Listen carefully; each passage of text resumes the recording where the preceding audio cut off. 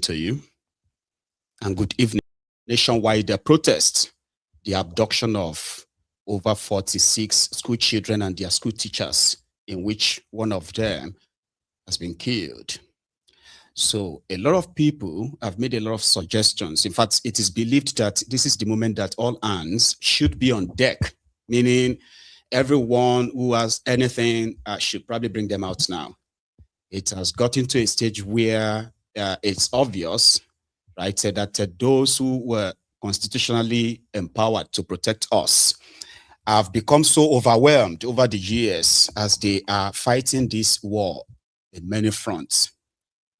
In the last few years, among the people who have actually not only raised alarms, but indeed paid some sacrifices for the advancement, the incursion of the Fulani terrorists and maybe other terrorists that were gaining ground in Yoruba land at the time. But for political correctness, there were those who would rather, crucify him at the time. So fast forward to 2023, Tinubu became president of Nigeria. In fact, there were those who felt like that was a sigh, or kind of like a sigh of a relief, hoping that whatever the arrangements that the APC, Egbekebe, under Buhari had with these Fulani marauders will possibly be discontinued and people can probably breathe now. But that's never to be the case. The insecurity worsened. I mean, it got really worse. Right now, the Yoruba land, the southwest of Nigeria, which is currently experiencing what majority part of the northern part of Nigeria, the middle belt part of Nigeria have experienced for over a decade.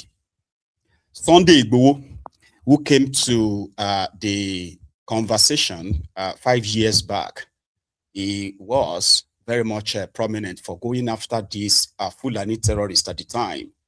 However, the government of Buhari did all they could, as you know the story, to neutralize that effort. Again, when Tinubu became president, some people started feeling like maybe this will be the better time if there is any extra help indeed that the authority really needs. So people started calling on Igboho.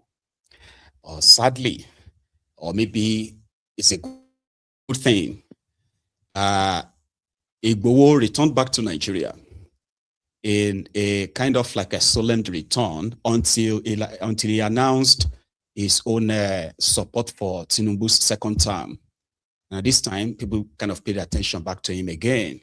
Like, okay, now that this is happening in Oyo State, what is he doing about it? He's made several speeches or talks, some of them like random and all that, about why he is currently kind of like constrained to act the way he acted at the time. So then a few weeks back, Igboho announced that he has met with Tinubu and kind of like agreed to a security formation, okay, an arrangement that made him to set up a security group called Iruekun.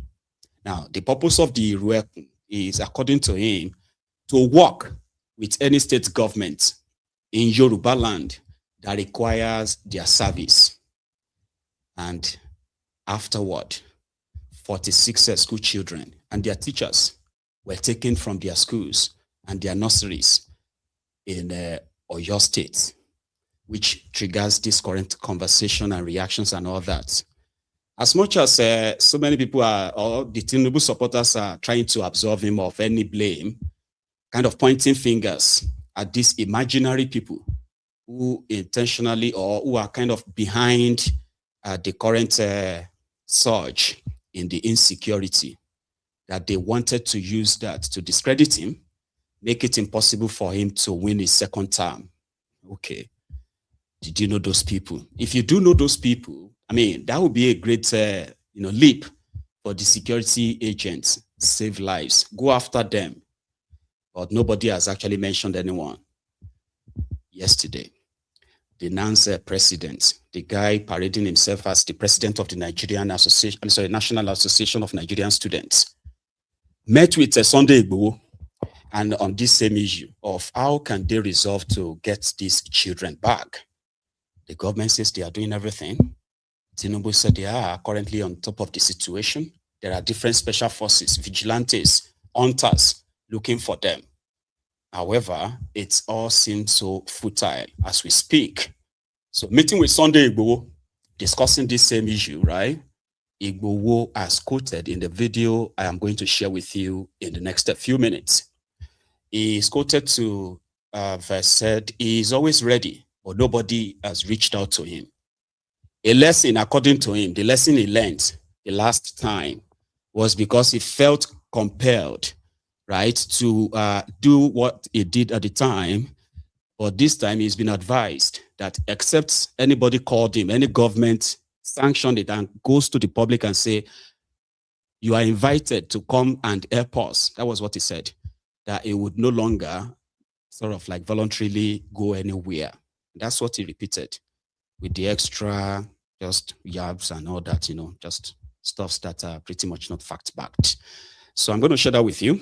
So at the tail end of it, he now said, those who organize, this is the point now, okay? There are some people organize they organize this kidnapping. Meaning they are using these children for policy. This is narrative they are seriously pushing on the side in case if things go south, okay? But if there are people who actually organize this, cruel people, right? I mean, these evil people that could use children as part of their political bait or whatever they are trying to insinuate, right? The right thing right now is to name them, okay?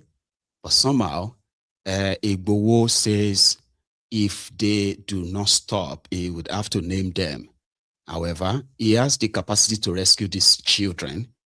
So I have questions, and I bet a lot of you possibly have questions too, right? So the line, which is right there on your screen, okay? It's a WhatsApp call only, okay? You can call in and contribute to this conversation, all right? But first, Igboho meeting with the NAN's president.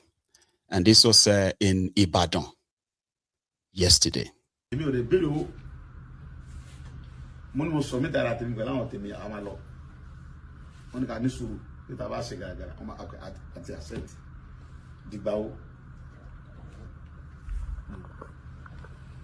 Governor Mopi will support in Gazon Sele.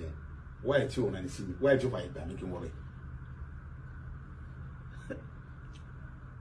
Governor to one bed, or Mopi, when the party will color in Gazon Sele. Okay, more arrange your security network.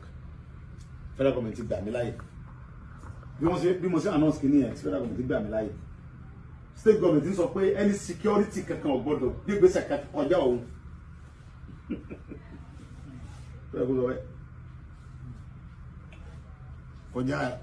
say, what one bay 1 G, beyond so did I more. I want to know the G, I love Bangaja. So you guys more do that. But come on, the Motundo, Auto Senior. What will I say? Only Montaku government. Not over gbogbo amọ tójú meri bí ọdún márùn lẹ́yìn gboro tí mo nede lọ́mọ mo níyàwó béèyàn bá tiẹ̀ ṣe àwọn ọmọ fàyàn sòkòtò àti ìyàwó pé sọ ìyá wèrè ṣé wọ́n fẹ́ jí wọ ta ló fẹ́ jí mi gbé ta èmi nìkan ẹ lè jí mi gbé èmi tí mo tún rìn tí mo kẹ́rù kú lẹ́yìn èmi nìkan ẹ lè dá mi jí gbé ohun tí wọ́n fẹ́ yìn ń bẹ lọ́wọ́ tèmi náà tó fẹ́ kí ló fẹ́ fi jí mi gbé kí ṣe drug tí wọ́n mú lóró pé èmi lè mọ́ mu drug orí mi pé ju tẹ lọ. Then àwọn ọmọ mi ò sí níbi tẹ́fẹ́ jí gbé lọ́mọ gẹ́gẹ́ Nàìjíríà ṣe lọ gbé wọn Canada náà ìwé ọgbẹ́ ń jẹ́ mi but àwọn tí wọn ò lẹ́nu tó lè secure wọn wá ìtẹ́ ẹ̀jẹ̀ káwa ta paralẹ̀ ká wọgbó tí wọ́n kájọ já kí gbé wa fi kéèyàn mọ̀ bọ̀ láti Ìbàdàn ṣé kò kọ́kànlẹ́ mọ̀ balẹ̀ kéèyàn mọ̀ lọ láti Ìbàdàn lọ sí Èkìtì kẹ́mi rẹ̀ mọ̀ sí pìpìpì. Gbogbo game tó ń gbà yìí nísìn èmi mọ̀ dájú lọ́hùn pé game òṣèlú ni àwádẹ̀rí aláti corporate igi yóò da ayọ́nà tọ̀wọ́n ọ̀dà ayọ́sọ̀nù kò lè jọ́rò ìjìnà ẹwọ dúnú tí wọ́n ti sọ pé Nàìjíríà ọ̀dà tàbí só ti dà dìsẹ́ náà ni àmọ́ fọdún yìí dún ní ṣé ìjọba Buhari dá Buhari bá dọ́là ní 160 naira. Ó fi dọ́là lẹ̀ ní 900 and something naira. Ó bá epo ní 64 naira. Ó fi epo lẹ̀ ní 70 àbí bí one bó fi lẹ̀ ní 800 àbí 700 kìíní kan ló fi epo lẹ̀ lọ. Ó sọ dá. Ó sì dọdún mẹ́jọ. Láàrin mi àtẹ̀yìn nígbà tí Buhari sọdún mẹ́jọ ẹ̀ ta ló ṣe protest north. Nígbà tó ṣe ensas Èkó ilẹ̀ Yorùbá ń bí àti ilẹ̀ Igbo ló mọ̀. Buhari lò 8 years. Òwúlò. So now, I want expect me pẹ̀lú game òṣèlú tẹ̀ ń bá àwọn ọmọ ọlọ́mọ gbá yẹn kí mi support ẹ kí máa ń takò Tinubu ọmọ sọdún mẹ́jọ tiẹ̀ náà. Èmi ò ní báyìí sí yẹn. Mi ò lọ school mi ò kàwé. Òun kà lákàyè mi. Ọmọ Ìbàdàn ni mo kọlà ta ló free mi. Yorùbá ni. Èmi ò lè báyìí takò ẹ̀. Gbogbo game rọ́tẹ̀ ń gbá tẹ̀ kẹfẹ́ mọ́ fún àwọn ìmí àwọn ọlọ́mọ sọ pé ọpọlọ yìí ti dàrú. Adébá dárúkọ wọn láìpẹ́. Èmi ò lè béèrè owó. So those of you who possibly don't understand Yoruba language, so let me break it down or kind of summarize what he said. Okay. So according to him, especially the last part, that he strongly believes that this whole thing is a political game. So he said he volunteered himself and other people who are willing and ready to help go after these guys. He established a security outfit, Iruekun, so as to kind of make it more legit enough that they know who they are dealing with, kind of, right? But the state government, Seyi Makinde, and his government, according to him, released a statement that nobody should set up any security outfit or group outside kind of like their own purview, you know? So which means the state governor is not interested in working with him. Then he went on to say, you want me to join you to be tackling Tinubu? That when Buhari was president, how many times did you see, when did you see people protested in the northern part of Nigeria? The northerners protested. That during the ensas, was it not just the Yoruba land and the Igbo land? That was what he was saying. That he believed that it was practically pointing, you know, if I have to psychoanalyze this, I would say he's indirectly pointing fingers at Seyi Makinde. That they are using these children to play politics. That's a very strong kind of allegation, right? Fayose was the first person to make that statement.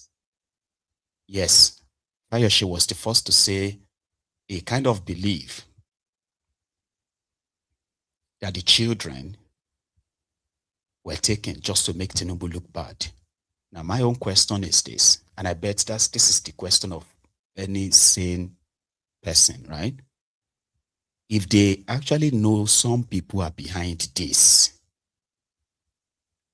shouldn't their DSS or the rest of them arrest them? And I mean, even if somebody who enjoys, immunity, constitutional immunity, like a governor, is involved, should we just be kind of like trading this blame, pointing fingers like these guys are doing?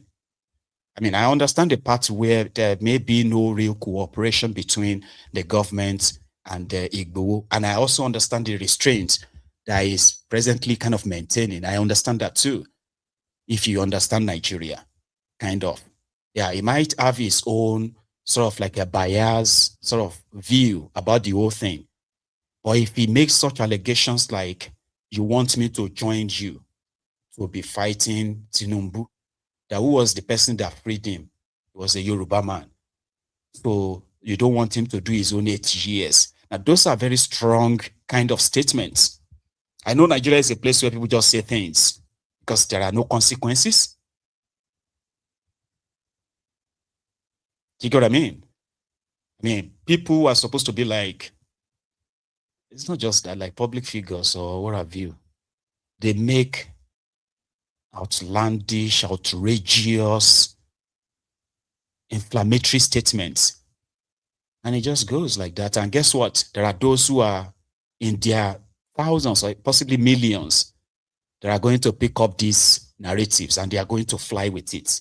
I saw a video of one lunatic from northern part of Nigeria that placed a fatwa. Fatwa is like a death sentence on a pastor in northern part of Nigeria. And then it wasn't just fatwa, right? He promised to give 500,000 naira to whoever can carry out the fatwa on that person. People called on DSS, they called on the police, reported him, and the rest of that, nothing happened. Then I saw him this afternoon, released another video where he's currently saying the kidnapping that took place in Oyo State was possibly orchestrated. I mean, like pre-planned, so as to set the northerners up in the southern part of Nigeria in order to lynch them. I mean, we have seen videos of people who have been sort of like apprehended by mobs in different parts of Yoruba land so far, where they are suspected. And every word now is bandit, bandit. I get that. But narratives like this are what these lunatics, these Islamic fundamentalists, these terrorists from northern part of Nigeria are always going to latch on, because they will say, oh, somebody said it. It's all politics. Politics with the lives of children, that's an extra. I remember when the Chibok girls happened, it was because, oh, they felt it was politics and politics until it festers, right? And then we all saw how that happened. And this is Yoruba land, the one that you would expect an average Yoruba person, if the person who is the president of Nigeria today is not a Yoruba man. And this happened now. If this had happened under Buhari, you all know how the Yorubas will react. I'm not saying that we are not reacting right now. We are, because I have to give kudos to those who have stood up and still standing up as we speak. But I mean the Yoruba land that you know, all right? For people who are Yorubas, who once stood up, raised alarm, ready to fight, almost lost everything, right? Just because of this advancing Fulani terrorists, the fear of what we are currently experiencing. Now we are experiencing, but years ago, the fear of years to come, they may start kidnapping our children, school, our children. And a lot of people kind of like felt like that's not going to happen. And it is happening right now. And most of these people are now excusing the same authority who has all the resources to end this. They are now excusing that authority, say, well, we can't blame him. Some people are behind it. Why would you hold on to that? Why not just tell us? Are these people so powerful that if they mention their names and indeed they are behind it with evidence, it's going to be what? Too powerful for Nigeria to actually get to save lives? Okay, like I said, I have a lot of questions, but I'm going to keep the line open for yours, all right? Here is another person, I think he's a pastor, I don't know, he's currently promising to get the children back. It's also in Oyo State, I think.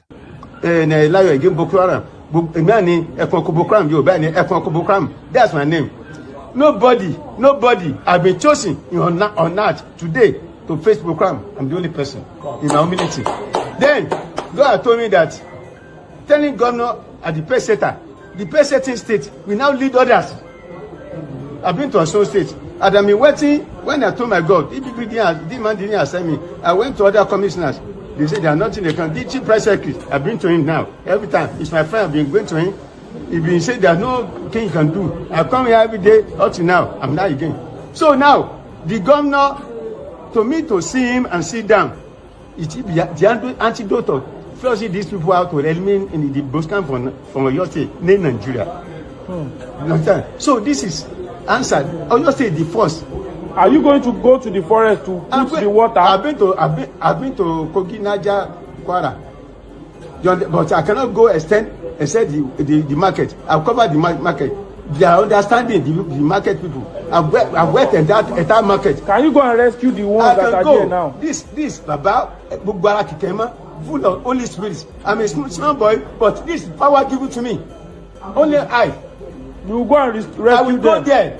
Jẹ́ bá yín bẹ́ẹ̀ jáde ni a tún jáde ni. Gọ́mẹ̀ wo? Gọ́mẹ̀ ìrí gọ́mẹ̀. Ọjọ́ mélòó nìkan fún yín tẹ́lẹ̀ fi lọ bá wa gbé wọn. Táwa ti gọ́mẹ̀ lónìí, tá a ti gọ́mẹ̀ lónìí, tá a ti gbà láì tó ti bẹ̀. 3 days they be released. I said it on Tuesday. I'm a supernatural prophet, supernatural bishop, charismatic prophet. Ẹ̀mí mi sọ pé ẹ̀mí máa ń ṣiṣẹ́ agbára. Ẹ̀mí máa ó ju ọta àbẹ lọ, ó ju àwáyá lọ, ó ju agbára kankan. Mo lágbára fún mi tọ́lọ̀ fún ìmọ̀ ìdẹ́ ní ìṣìlò. Láyọ̀ again. Since when I born you never seen this kind of abuse before. Turubu, I must abuse you. Turubu, number 1, Ogun Okiyopa. Turubu number 2, Ogun Okiyoma. Turubu number 3, Ogun Okiyo your children. Turubu number 4, Ogun go bury all your family. Turubu is a goat yo. Turubu is a goat yo. Now, situation has gotten to a stage where people who have possible psychosis or something are promising to help the government. This is the stage we are at. I've got somebody on the line. Hello. Hello, Maiyegun Baba. Baba, how are you? I'm good, yourself? Well, I'm very well, at least. But we are here. Thank you. Thank you for everything that you're doing. Thank you. This is Olu from Canada. Olu, thanks so much for calling in again tonight. Thank you, Maiyegun. Thank you for all you do. And thank you for bringing awareness to our people, you know. Thanks, man. I appreciate all you do. So I watched that Sunday Igboho video on another platform there, one of those Ashiwaju platforms, you know. Right. I kind of follow them just to kind of keep updated with their wrong information, because if you don't keep updated with their version of information that is meant to kind of deceive the people, you won't know how to kind of tackle and come against them, you know. Because when they start telling all those their fake wrong information, because that was how they deceived us with the Yoruba Nation mantra, and then they knew the very right moment to take the rug off people's feet. Just when everybody was almost majority of Yorubas were in tune. People are so concerned and all that. We're in tune and we're believing that we will begin to have, we're going to have our country to ourselves that will walk and be the pride of the black race. But unfortunately, look at where we are, you know, because of greed. So this Sunday Igboho guy is very, very dishonest too. If you look critically, if you look at it with a deep thinking, critical thinking and speech, you know, he spoke like an illiterate that he is. I'm sorry I have to say this. You know, I have always thought that being able to speak English is not a matter of illiteracy or doesn't stick to your education or anything. It doesn't really count for being intelligent. That's what you want to say, right? Yes. That's right. I thought he was a very intelligent person. Because you know, he's a very silly human being. Number one, if you say that you are smart in and you know the art of politics, I mean, you won't come out and be making, when they tell you to come and be making statements like that, you will tell them that you can't. If you're a man of honor and principle, you won't come out and make that kind of a statement.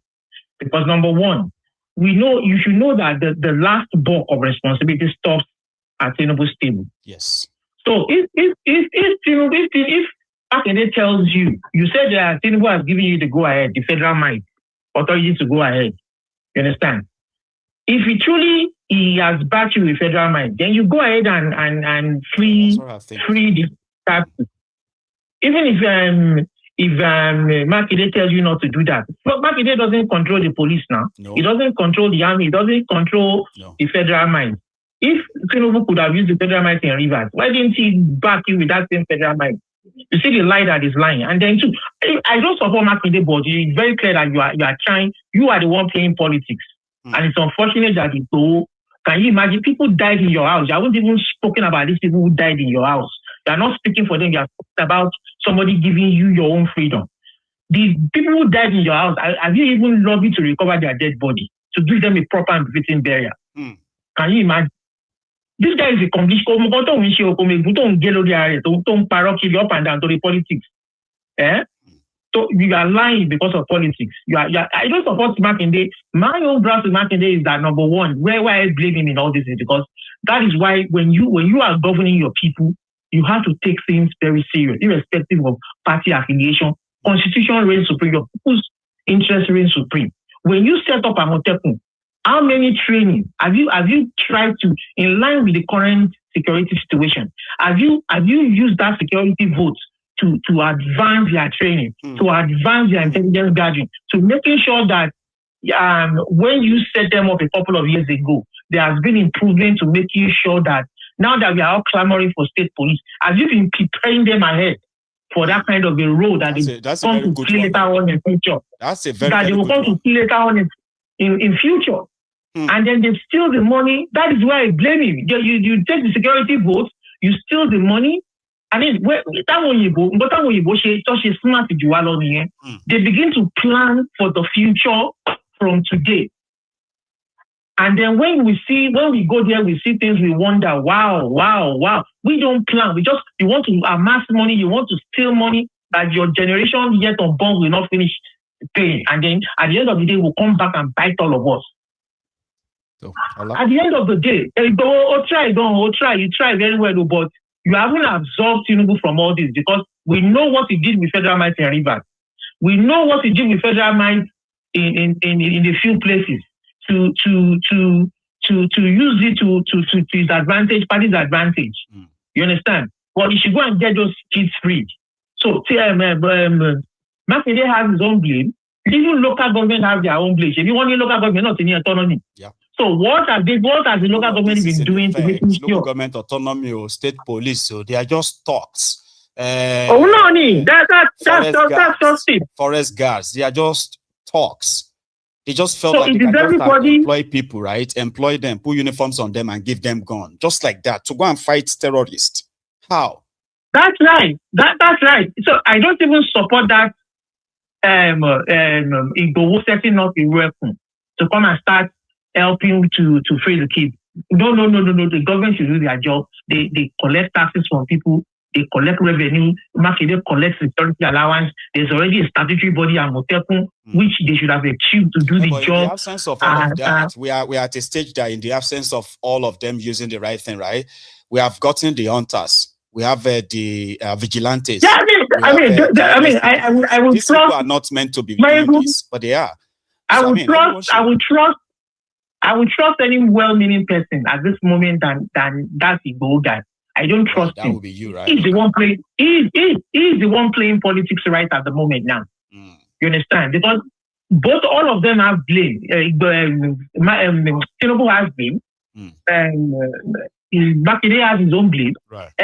All of them that are involved, security agencies, law enforcement, government institutions, and bodies all have their blame. So he shouldn't come and take sides. Like he was making a political statement, trying to put all the blame on the governor, play politics. Is this the time to be playing politics? Concern, because that's why I said that. You see, that's a very strong allegation. Okay, when you say that's right, you want me to join you to be tackling Tinubu, you better release those children, or we are going to mention the names of those behind it. Now that kind of make me believe that he is privy to some information that ordinarily, right? That's right. That's the one you said. And then he's saying it too. Hang on. That's where you said is lying, that there is no politicians or whatever. He's just saying that, right? Because I want to make. I'm saying that he's playing politics. He's involved in the politics. He knows something about the politics. I've heard about politics. I am saying that kind of statement, if true, is a very strong one. You understand? And that's right. That's right. If he's been told that, let's just assume that based on he's not stupid though. Don't think he's stupid though. Get me right? I understand that there is this narrative being pushed by the APC. This idea of what do you call it now? Security votes. It's his narrative of APC. This idea of Makinde should be able to be on top of his security in the state is also the narrative of APC. It all started a few days ago, and I know why. So, but for somebody like Sunday Igboho, who have actually really confronted these people, he is not somebody who is talking out of, imagination or projection or whatever. He's faced them. We have record of that, right? He's chased them. That's right. In that same forest. He's encountered them. Do you get it now? So for somebody like that to now say, we believe this kidnapping that took place in Oyo State is orchestrated by some politicians who wanted to make Tinubu look bad. Now, if I say it, and people say, where did you hear that from? And I'm like, I just believe that. That's a narrative that is not fact-backed, right? But if it's somebody like Sunday Igboho is talking about this insecurity stuff, he's not a content creator, like I said, right? So if somebody like Sunday Igboho now says, some people are behind it. So I consider that as a very, very damning allegation that should be followed. So that's why. That's why you want to conclude that he's playing politics. I've heard that. But what if he's not? You see, Maiyegun, it's a mixture. See, what he has done is to mix up. That's why I'm saying that if somebody who is very, very smart can sit down critically and do critical thinking and analyze all of the messages phrase by phrase, right. He has mixed up lies with truth. Well, he said on truth. You don't know that, but so you don't trust him anymore. I don't know. I know that politically I'm trying to be fair here, because I am somebody that believes that every hand should be on deck. It's true. We have been. But every hand should be on deck before, Baba. The idea of we did Yoruba Nation and the rest of that, we have never been here. We have never been at this stage before. So, Maiyegun, I agree. Okay. I agree. Every hand should be on deck, but he has taken sides, is what I'm saying. I get that. He has condemned Makinde, and he has condemned. Okay. He hasn't condemned Tinubu. No. He has solely blamed Makinde for it. That is where he's playing that politics. I get it. Now, did somebody in APC tell him, hey, use this opportunity to bring Makinde down for the upcoming elections? You understand?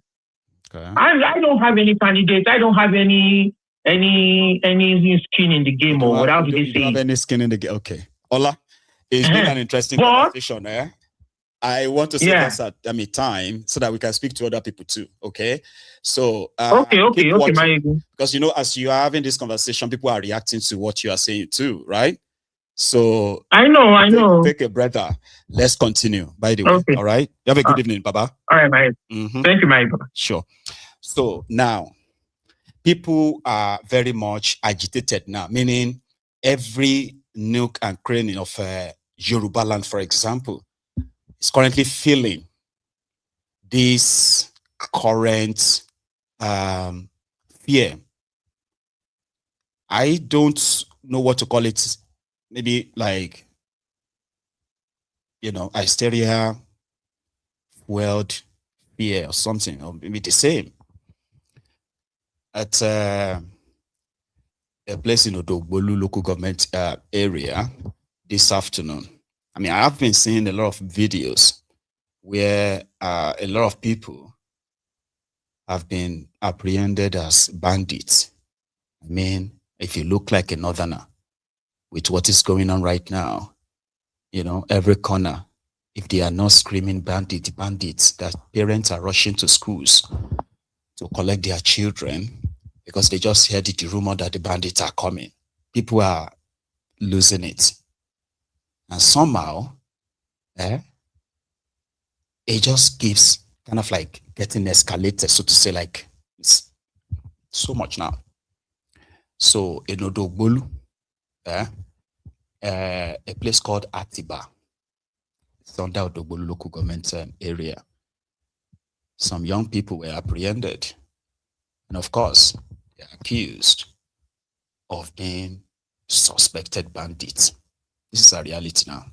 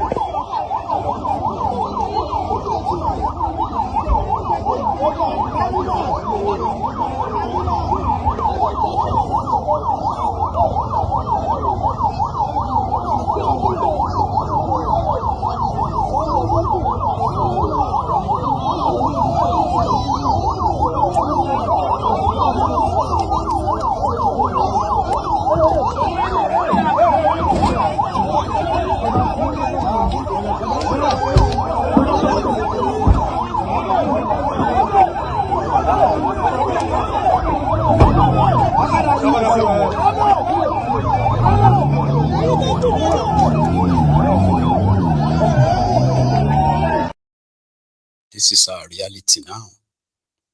I am from Odogbolu local government area. I'm from Odogbolu. And,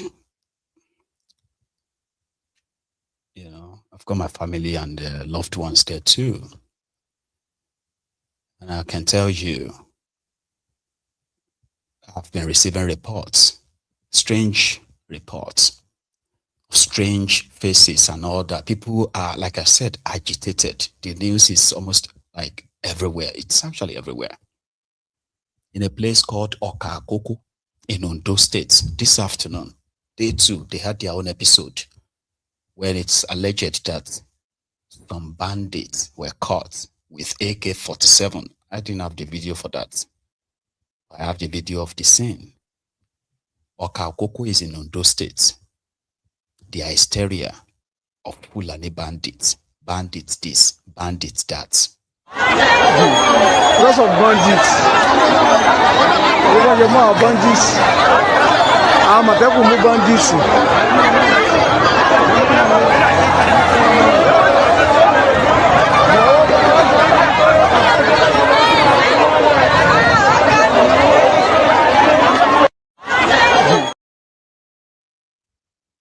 It's a reality.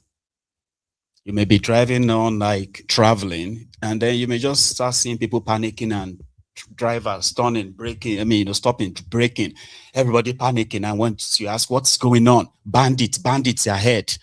This is our reality now.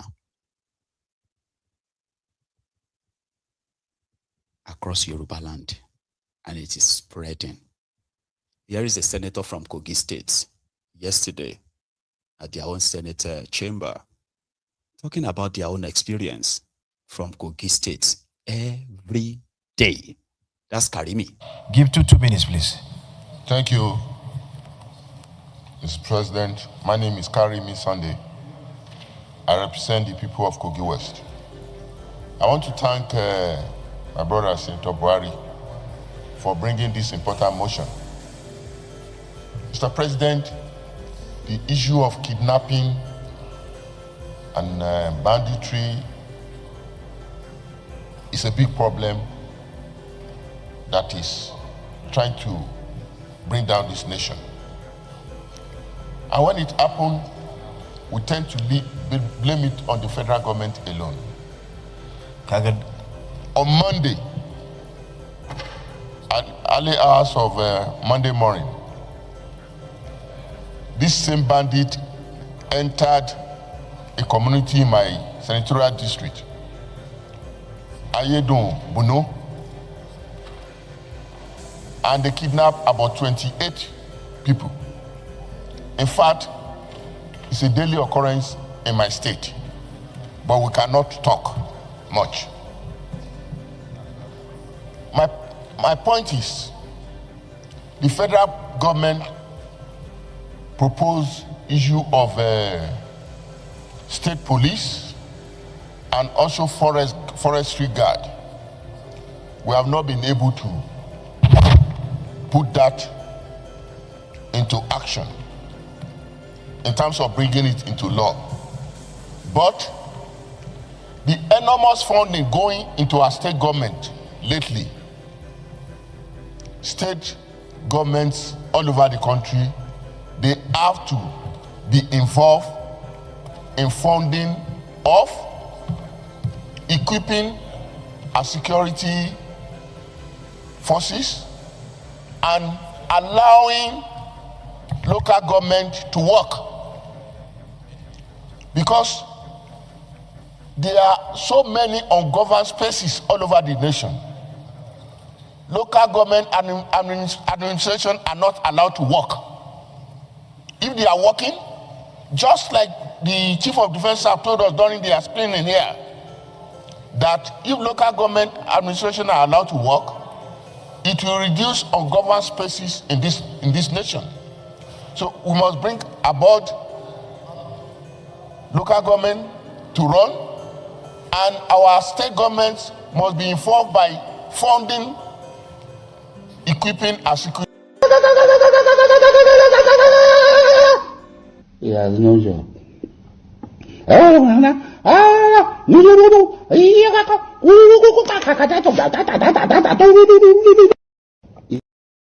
Oh, talk.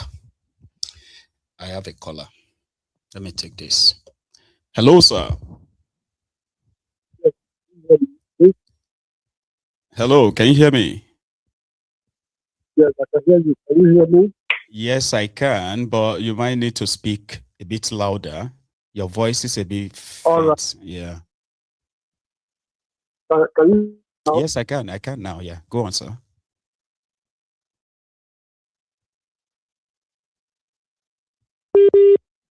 Okay.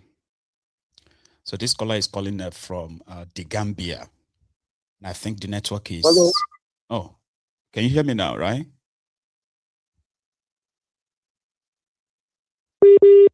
Okay. That's... hello. Oh, better. So maybe you should try again, and then we can see if it works well then, okay? Right. The senator from Kogi is saying a lot is going on, but they just can't talk. You know what that means, right? Because if they have to say it the way it is, they will be exposing the failure of the same political party and the same government that he is part of. And that is not going to be kind of okay for his own political CV. They are okay to continue to provide themselves their own security away from this, but they are not really immune from any of this. They are not. We have seen some of them who are like unlucky, you know. Yeah, these terrorists have killed senators, acting like somebody who is a senator, active senator in northern part of Nigeria, House of Representative member who is active. They killed him, killed his family in northern part of Nigeria. So they are not really immune from all of this. But for political loyalty, or political parties or parties loyalty, they would rather keep throwing words around. How long have you been hearing about the state police? How long have you been hearing about local government autonomy? At this point, they are even giving credit to Tinubu, that he is already given local government autonomy. He has already declared creation of a state police. He has created forest guards. There is no single bill at the National Assembly of Nigeria about state police as you are watching this video. Do you know that? That up to this moment, there is no bill called State Police Bill sent by Tinubu so that they can set it up and fast track it the same way they fast track his loan requests. Hello? Yeah. Can you hear me, please? Yes, I can. How are you doing, sir? Yes, good. You see, the issue is this. This is, oh, sorry. This is already a national crisis. It is.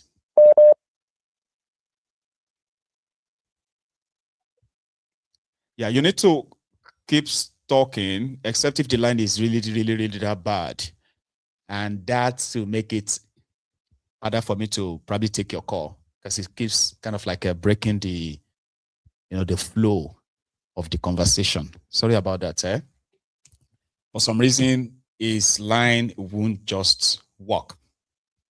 So here is one of the pulpit bandits offering his own 5-cover advice on this issue of national crisis. It is a national crisis. Listen, they are not just picking those children without sponsors. All the politicians behind it, they can't pick children and show their pictures. Do you know by even DSS kind of work, they will know where the people are? So how come? There must be an invisible hand behind it. Because DSS can pick if you're calling from anywhere, they will know the spot where you are. So how come in Nigeria nobody's ever caught? Don't see evil and close your mouth. Never be a part of what? Evil. With anger, I said I'm not going to vote, but I will vote because it's my legitimate right to vote. But I want to appeal to two sets of people, not to disappoint us: the judiciary and INEC, because they have disappointed us. We all know there are people whose name tomorrow, the former INEC chairman, what face will he use to face Nigerians in this thing? There's no way church name will be called and everybody will say thank God. Not all judiciary people, they are very clean judges, but some of them have made judiciary look like a mess. That even a layman who does not know law will say, what is all this? Before the hope of a common man is to go to judiciary. Now you will see law interpreted like one law in one state is different from another law in another state, and another law, making judiciary look like a child's play. Look, all over the world, politicians mess up institutions. Bad politicians, not all. Bad politicians will mess up institutions, but institutions will stand. Generation after judiciary should stand and say, look, we have been existing before now, we still exist. So you won't allow one politician who has money to mess a whole institution, mess up every institution? No. Nigerians are looking up. We know the ones who are bad, we know the ones who are good. Even you know. But legacy, what legacy will some of them leave? What will you say? This is my father. There are names people call, they say, that man gave back to you. Tell me what former INEC chairman his son now can be proud of. You call that kind of name, it will ache in your ear. Because we all saw where it turned the truth upside down. But you too, don't pray for bad people. Not only you, even pastors. Some pastors are praying for people they know can't deliver. You say, I will pray for them, you give me money. Don't collect money. Oh. Anybody who come, I go tell you, say, you, I don't know if you pray. Oh. My conscience not allow me to.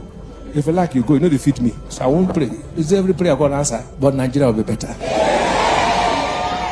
In our time, Nigeria will be better. Those children will be rescued. I repeat, those children will be rescued. I repeat, those children will be rescued.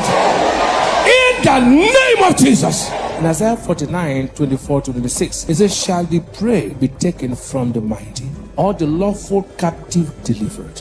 But thus saith the Lord, even the captives of the mighty shall be taken away, and the prey of the terrible shall be delivered. For I will contend with him that contended with him, and I will say, what shall I say unto the Lord? Yes, Lord. All I have to say, Thank you, Lord.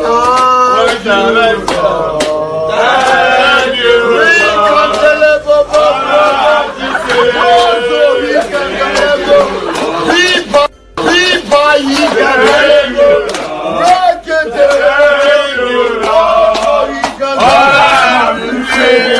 Pastor, oko ọlọ́pàá ń ṣọ́ pastor. Àwọn ọmọjọ sticker ló ń ṣọ́ wa. Àṣé kò rí pé orí wa ti burú. Ìwọ má dídá o, ìpápá ẹ̀dá rin. Jẹ́ kí wọ́n bá bùtàn jẹ. Kò jẹ́ gbèsè àgbẹ̀tọ̀ àbí kò gbẹ́rì tí kò gbé tí a fẹ́ jókòó jẹ̀ rà. Gbẹ́rì tí bá yọ píù. Àwòyí àárín. Mo mọ̀ ní pé wà nínú báìbù pé ìgbà tó fẹ́ mú Jésù kọjá ní àárín òun ọ̀gẹ̀rí Jésù. Kí ni Jésù lò? Àfẹ́ rí ló lò. Ìwọ má dídá ayé bàjẹ́. I have a caller. Hello. Hello. Hello, sir. How are you?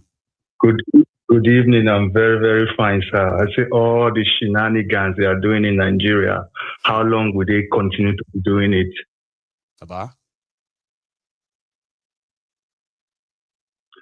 So I don't know all the games with this Sunday Igboho, the Makinde thing, the Tinubu thing.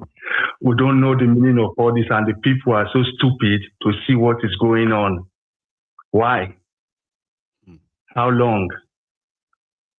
The thing is scary and at the same time again. I don't know, just this short little contribution I just want to say. Each time I listen to Nigerian thing, it gives me a lot of headache. Sometimes I have no good sleep. Well, Baba? Not sometimes, most time. I get it. That's what I mean. I said that I can understand it can be so, sometimes it's so depressing, right? But it's just that being aware sometimes probably really helps, even though at the same time, it kind of make people restless. So those of us who live in the diaspora, yeah, some of us can now realize that we did japa from Nigeria, but right now it's like Nigeria is never really going to leave us because we now have our loved ones to think about, and that can be a Let me little just say this. Sorry to cut you. I was in Nigeria the whole of March. Right. I saw a lot of shit. I said, God, what is going on here? People are suffering. The sakpa for there, no be today. How many people are you going to help? This one will call me, hey, my brother, my children never job since morning. And these same people, they are educated enough to be collecting 2,000 naira from politicians. And that now the thing where they bust my head more with that. 2,000 for waiting. You know, rich, you do nothing. I don't know when they are going to put themselves together and say, hey, these politicians, it's enough. Anyway, it's enough. I know that time will come, maybe not our generation, but that day will come. Well, we look forward to it, Baba. Thank you very much again for calling in, okay? Good job going on. Thanks, yeah, Baba. bye. You have a good one, okay? Let me take another one, but I'm going to first by caller. So a very quick reminder to every one of us watching this is that if you haven't liked the broadcast, please do. It really means a lot, okay? So take a moment, like the broadcast, share it, so that we can get more people on. This is African Wahala. Prince Adewale from Canada. You there? Yes, my general. Yes, I am here. Beautiful. How are you doing today, Baba? I'm doing well. I'm okay. You know, none of us is really doing well, to be honest, but I'm still okay. You know, surviving. I know. Yeah. So, I just wanted to state my observation amongst Nigerian youths these days. You see, many of us criticize our behavior, which is right, because a lot of times, a lot of young people, they just simply waste their time. They just clout chase. They do a lot of ridiculous stuff online.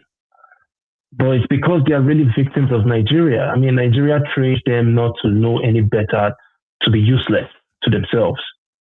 But at the same time, I also noticed that a lot of people are becoming more emboldened to challenge and stand up against this evil system. And it brings a little bit of inspiration for me, because it shows that, it shows that it looks very gloomy, but all is not lost. There is still some hope. Yeah, there is still some hope. You know, because when I look at myself, I've been through many phases, or many mental phases as far as Nigeria. I've been through the phase of, man, this country, to hell with Nigeria, I don't even care again. I've also been through the phase of, man, end Nigeria now. You know, Nigeria has made me so angry for so many, over the years. And then now, I'm at a point where I'm being rejuvenated to inspire people to stand up and fight and contribute my own way, any way that I can contribute to fighting against this evil system. It looks hopeless. So many people have lost their lives. So many people have unfortunately lost their lives. But I'm happy that I still have some humanity in me, because Nigeria trains us to lose our humanity. The other day, I was watching a video in Oyo State. I saw some two Fulani herdsmen. They were arrested by the hunters in the bush. And I genuinely felt bad for the Fulani guys, because they didn't look like criminals. They were just genuinely rearing cattle. Yes, it's abnormal. We shouldn't be rearing cattle in the 21st century in our communities. But what can they do? They are also victims of this evil country. The Fulanis that are rearing cattle, and young guys in their late teens, early 20s, they too, they are victims of this evil, useless country, just like every one of us. So they have to find a way to survive. But unfortunately, Nigeria has pushed us to a place where many of us are now judging ourselves. there is so much prejudice, hypersensitivity, profiling. People it's a mess. And that finally, is the worst stage so I don't take too much time. See, that's the worst stage of the consequences of the either incompetence of these guys or their collusion. Okay, that's the worst stage. The stage, and I've said it on this platform severally for years now, that the way this Fulani terrorism is going, it is going to end up that all the indigenous people of Nigeria, the locals, are going to end up grouping together to exterminate the Fulanis, the innocents, the criminals. Because at that point, if all these indigenous people in Nigeria should get to the conclusion that the Fulanis are the problem, this time around, it won't be about the Fulanis in the forest or the Fulani in the streets. You get what I mean? And I think we are almost at that stage now. I have seen several videos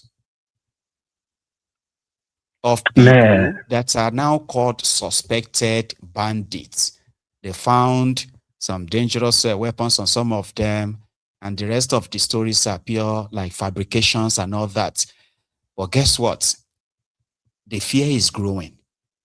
At a point, we may begin to witness people being set ablaze just merely because they saw them and supported them. And that is going to be like the point of no return. African Wala. It's going to be a different conversation from what we have. And we are almost headed there now. I really hope we don't get there. We are like one step away from that position. And I just hope. You get that now? Like people are saying, don't give them to the police. So you people are stupid. Why are you handing them over to the police? You are supposed to. That's jungle justice, right? And once we get to that stage, there is no turning back. There's no turning back. Unfortunately, people need to understand the gravity of what these guys have done. I wish. Exactly. They need to understand. It's unfortunate they've ruined it to a very large extent. But at the same time, part of what gives me some hope is these days I see young people coming out on social media doing so many things in terms of, enlightening the grassroots people about their choices. Stop selling your votes. Some are blatantly calling out these evil politicians. They are cussing them out. Then they get phone calls from DSS. They take screenshots of the phone numbers, bring it on social media, and show everybody that, listen, DSS just called me. You know, better for when I will be DSS. So I like that emboldened nature that I'm seeing. There was one other guy that was arrested by DSS because he was telling people in the grassroots to stop selling their votes. Because when you sell your votes, he was showing them videos of people that were being hacked to death. I remember. People that were, And then after DSS released this guy, he came back and doubled down that, listen, I am still going to continue what I'm doing. So for me, the next time they get him, it's going to go missing. Add that one now, because they threatened him. That the next time the DSS is going to go missing, that they won't see him again. And the person who made the threat is a DSS woman at the DSS office. I heard this story.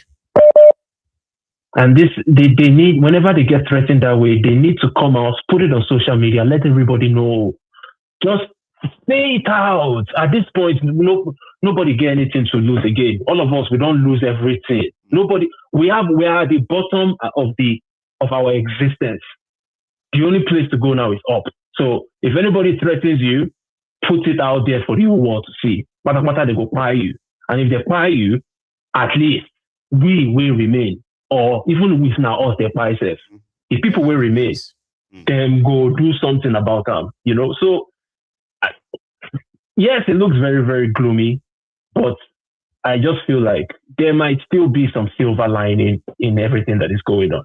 And that's my contribution. Thank you very much. The African Wahala. Thank you.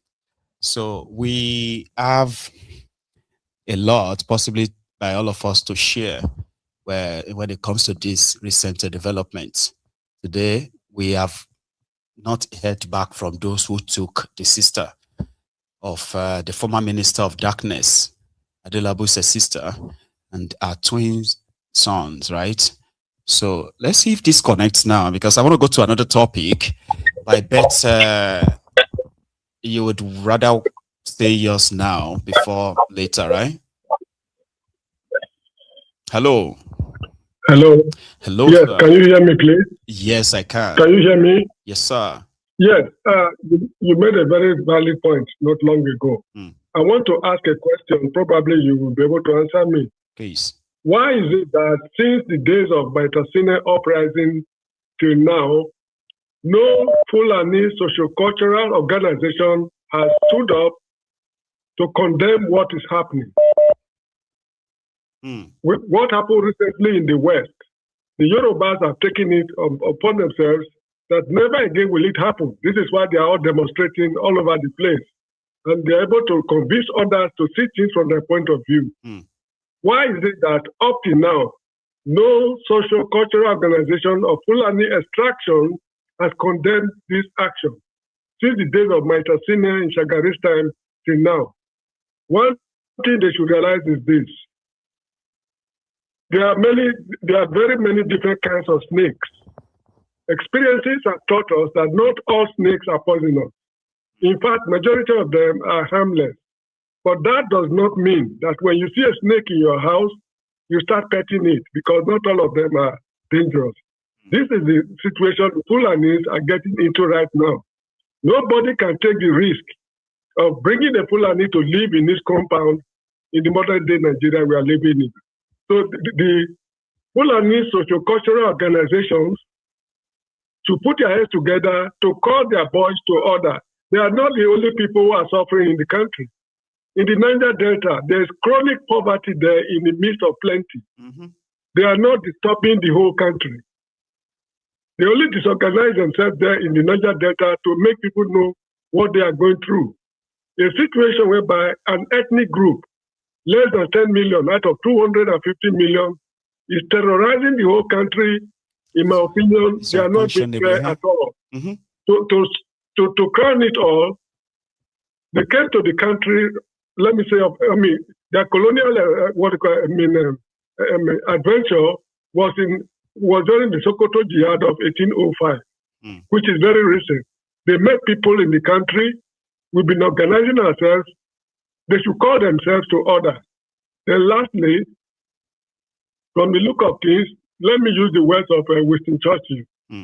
This is not the end at all. Neither is it the beginning of the end, but it is perhaps we are inching towards the end of the beginning. There are still many, many more troubles ahead. So thank you very much for your effort. Let me stop here. God bless you, sir, for stopping by again. That's my caller from the Gambia. Indeed. There are political parties who are on their own, hoping that they could change the fortune, or should I call it the misfortune, of the country since the misadventure of the APC, Egbekegbe, where standard have been not only lowered, it's been buried, so to say. One of them is the obedient groups who are now OK groups, the Obi Kwakwanso movement.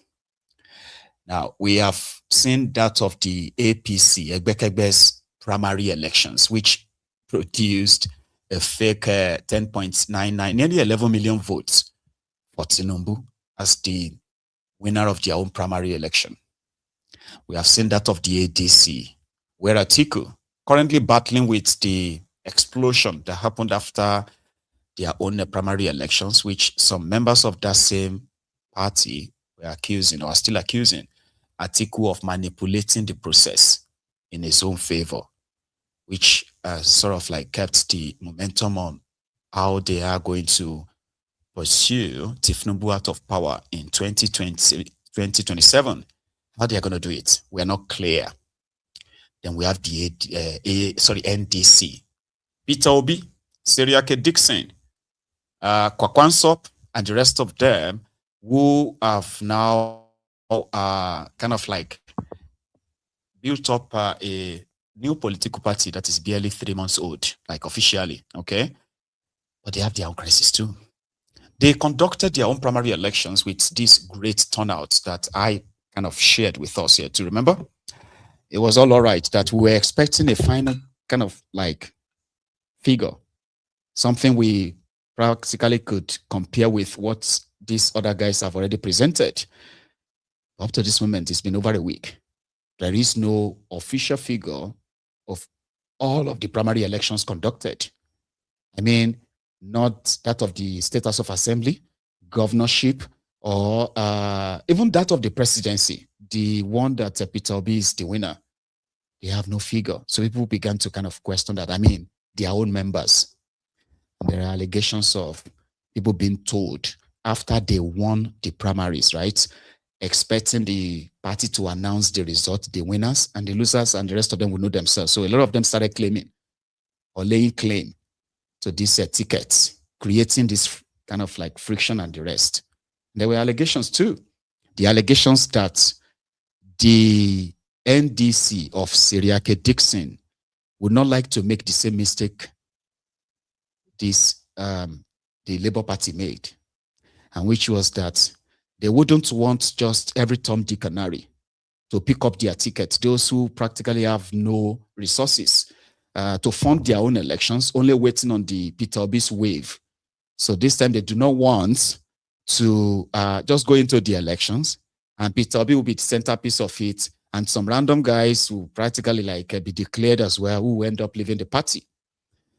Kind of like, you know, makes sense. But what doesn't make sense is that why won't they announce the winners of their own primary elections so that we can compare figures, right? One of the prominent figures, I'll use prominent because she is a figure in the obedient movement, Aisha Yusufu, who also wanted to run for the seat of Senate in Abuja. She was consulting here and there before they all moved back to the NDC, and she was not up for consensus candidate or so. So she was up for primaries, but something happened, right? That the primaries was conducted, but somehow they were told that when it comes to the Senate or wherever it is, right, the decision will be made by the leadership. Strange. It is the same thing they told some of others. So there is also the allegation that some of those who are the APC, reject. I mean, those ones who were in Labour Party, they come to APC, and then they got rejected. Now some of them are back in NDC, and they are back strongly. I mean, the obedient movement and the OK movement is believed not to be money kind of like induced or whatever, right? Money motivated. But surprisingly, in Delta states, there were some group who they claimed have joined them in Delta, and they have bought those who were supposed to be the executive of the party in the state. And somehow, those guys are going to be the candidates of the party. Protest here, protest there. So they decided to call the second National Working Committee meeting. That's the leadership of their party, to resolve all these differences. I know that's a lot, right? Don't worry, I'm going to share clips with you. First, those who wanted to know who is winner, who is not winner. Like, are we just going to wait for people to, for these guys to announce our names? We participated in the primaries elections. We won, but we can't claim to be winners because the party would have to be the one to announce our names. What's going on? So I captured this yesterday. Happening right now in the front of national leader of NDC, a group of supporters of MC Gida Gida, and as NDC aspirant in FCT, NDC senatorial aspirant. His supporters have come here this morning to show their grievances and to say that to them, MC Gida Gida is the person who won the primary election. They are making the claim that MC Gida Gida is the person who is more qualified than any other to get the tickets, the Senate ticket for FCT. So this morning happening live, his supporters mobilized in a very organized manner to come here to show their, their grievances. You can join them there.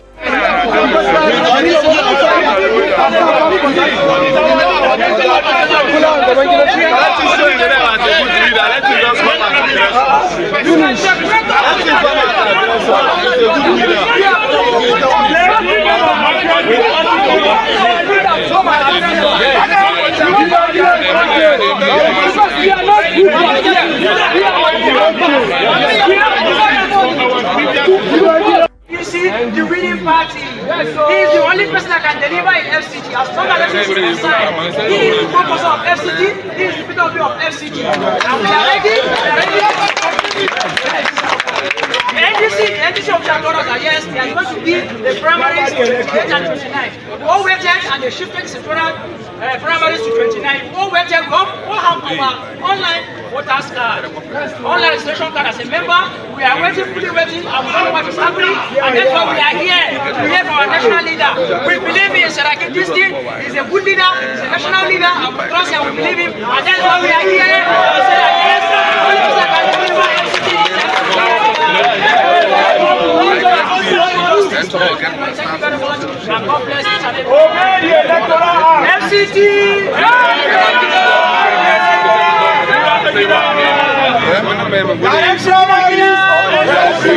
Nigeria!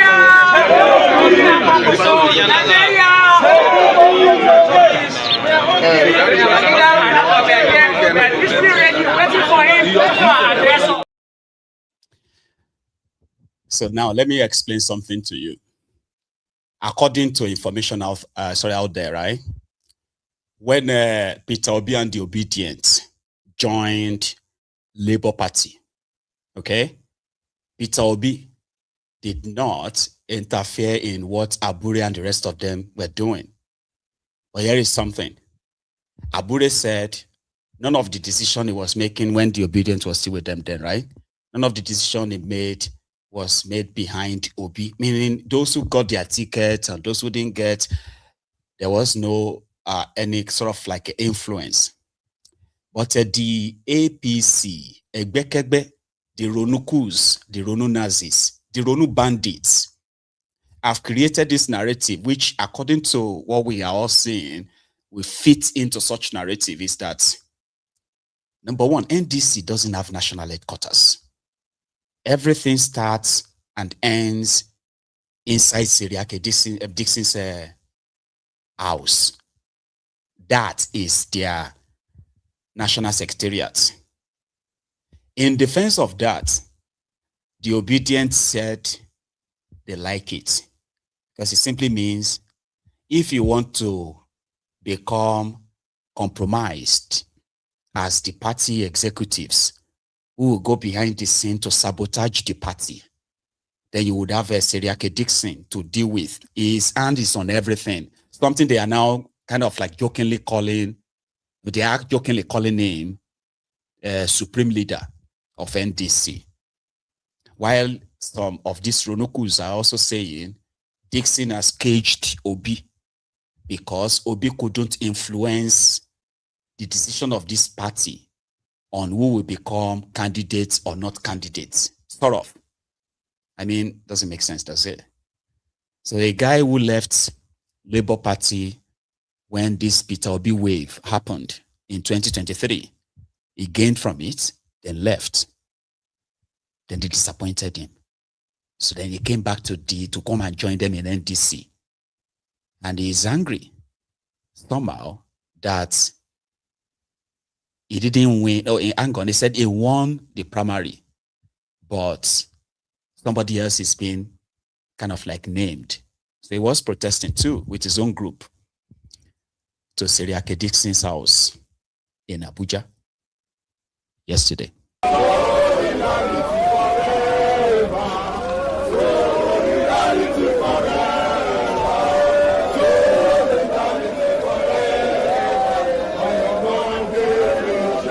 Members of the public, ladies and gentlemen, and men of the press, we are concerned NDC protesters from Amagbori Federal Constituency of FCT Abuja, following this recent consensus election conducted by the Nigerian Democratic Congress (NDC), aspirant for the Amagbori Federal Constituency, which took place on 29th May 2026 in accordance with the electoral laws of the Federal Republic of Nigeria.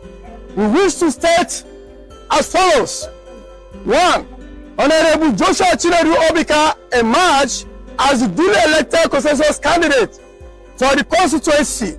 His candidature was subsequently endorsed by the 22 ward chairman of the NDC across Amagbori Federal Constituency. 2.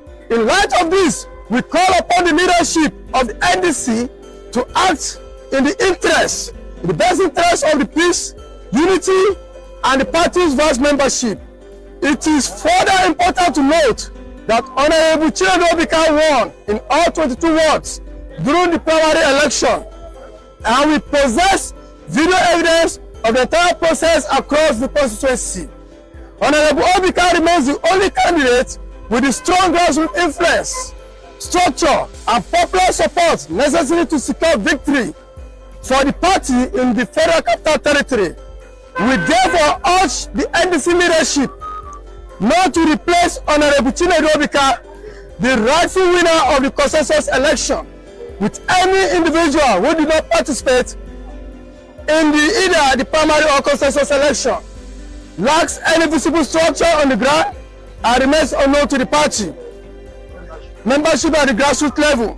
Honorable Obika is the undisputed winner of the consensus election and must not be denied the party's ticket, as his candidacy guarantees a resounding victory for the NDC in the FCT. Long live the FCT, long live the NDC, long live Federal Republic of Nigeria. Thank you. NDC service. 70 years old man. 70 years old man.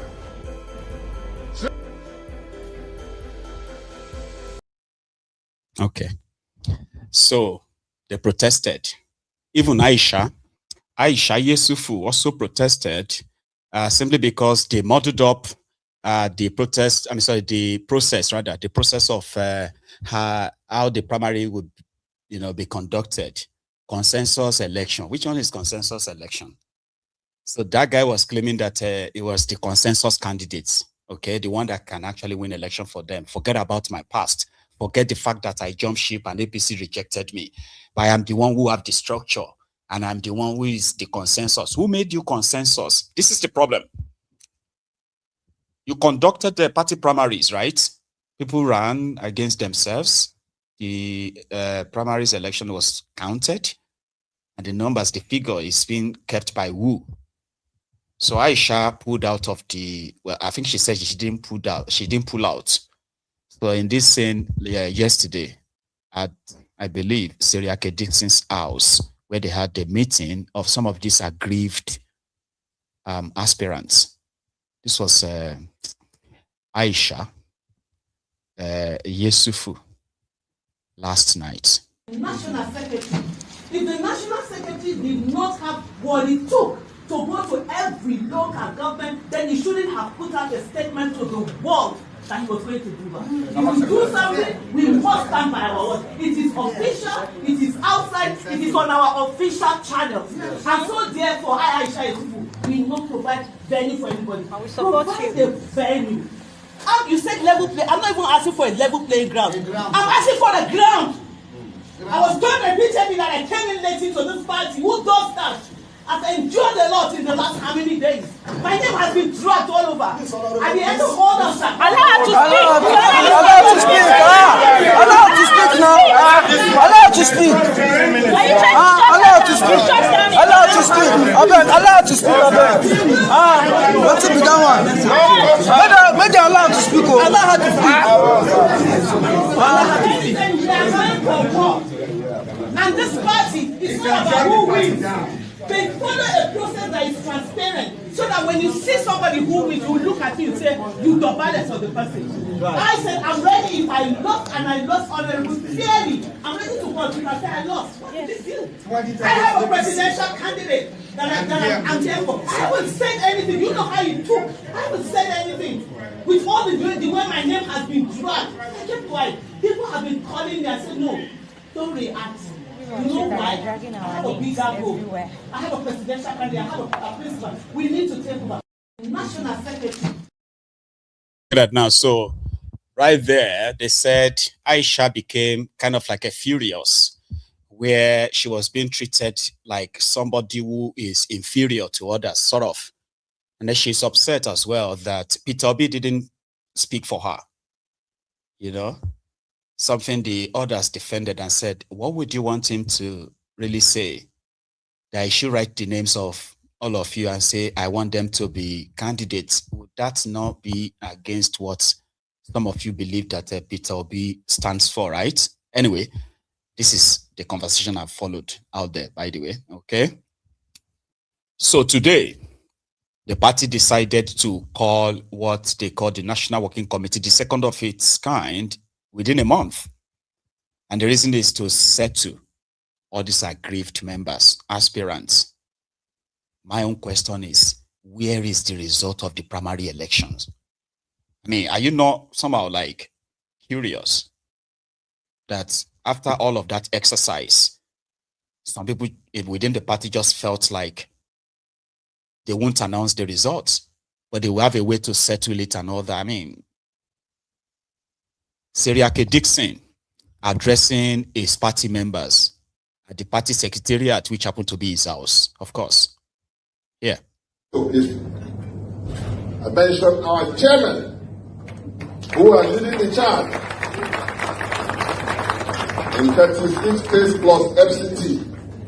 Another round of applause for you, our chairman. Thank you. And all other members of the NEC, and ladies and gentlemen of the press. First of all, I would like to begin by joining our national chairman to warmly, on behalf of the working committee, and on behalf of this NEC, welcome and receive all of you to, I think, only our second NEC of the NDC. We had our first NEC shortly upon registration of this great party. And as the national chairman recounted a few minutes ago, we immediately went into political activities, were thrown into, were like a baby given birth to in a very turbulent, tight electoral program. Essentially configured, even against opposition parties, you would say, from day one, when this party was given birth to, we started to swim against the tide. We swam against the tide. People did not give us a chance. Many people, many, and they can't blame them. They didn't see how we could survive this terrible combination of circumstances, program, in such a way that we were not expected to survive. How can you just be registered? And people are sponsored to demarket you, and the process that brought you about, manufacturing non-existing stories, concocting stories, and formulating doomsday scenarios, all fake. And then the INEC regulation says you must undergo electronic registration and end in 21 days before you can do something. How could we? How were we expected to have survived?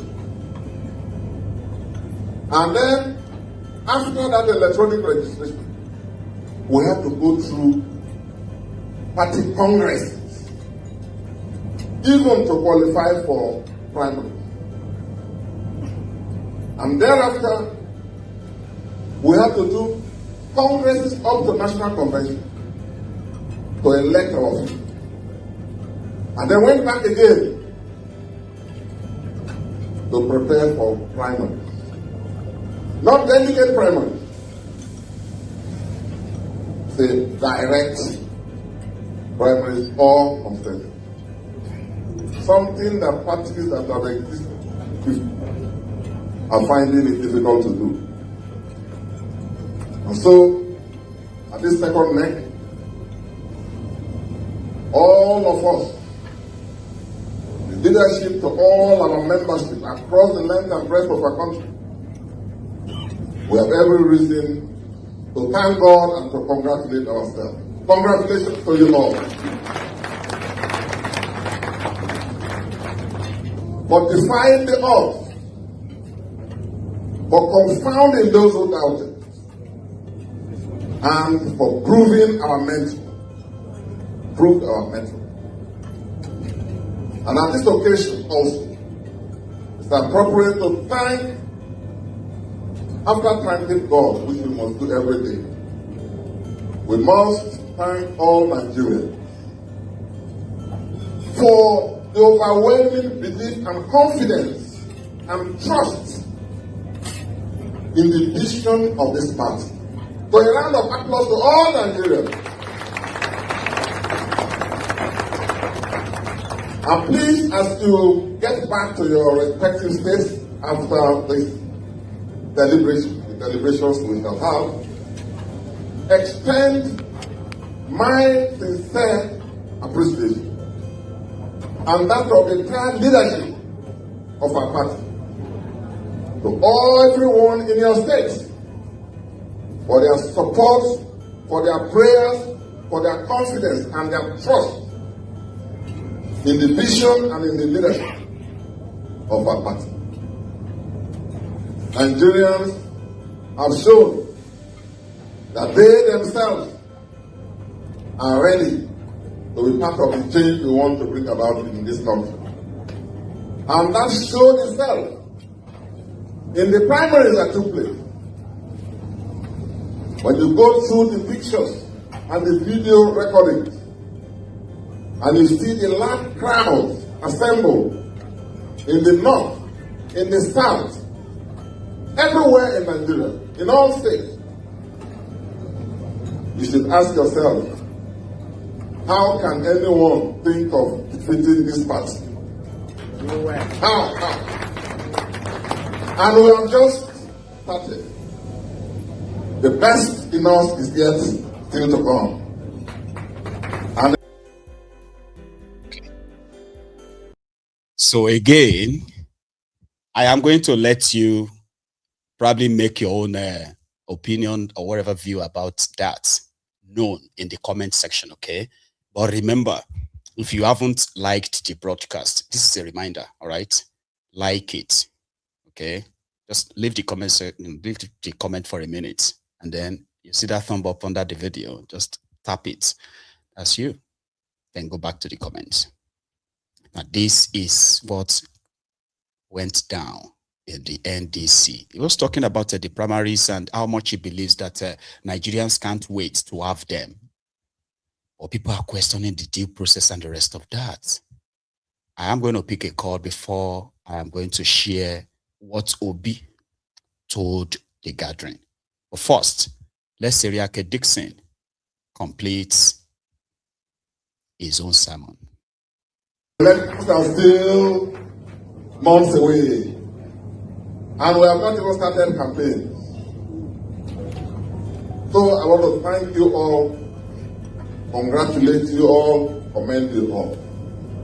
I would like to also, on this occasion, thank the several well-meaning Nigerian leaders who, believing in the vision and the leadership of our party, and our wonderful, exceptional candidates are identifying with us.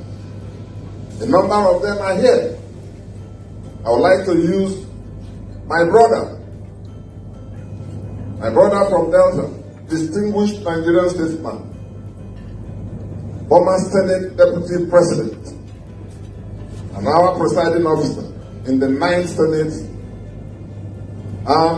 distinguished Senator Incase, to represent all those Nigerian leaders who were few months ago in the other party that is not doing well. In the other party that is not doing well. And they have come to join us as co-founders of our party, co-builders of our party, co-visioners of our dream.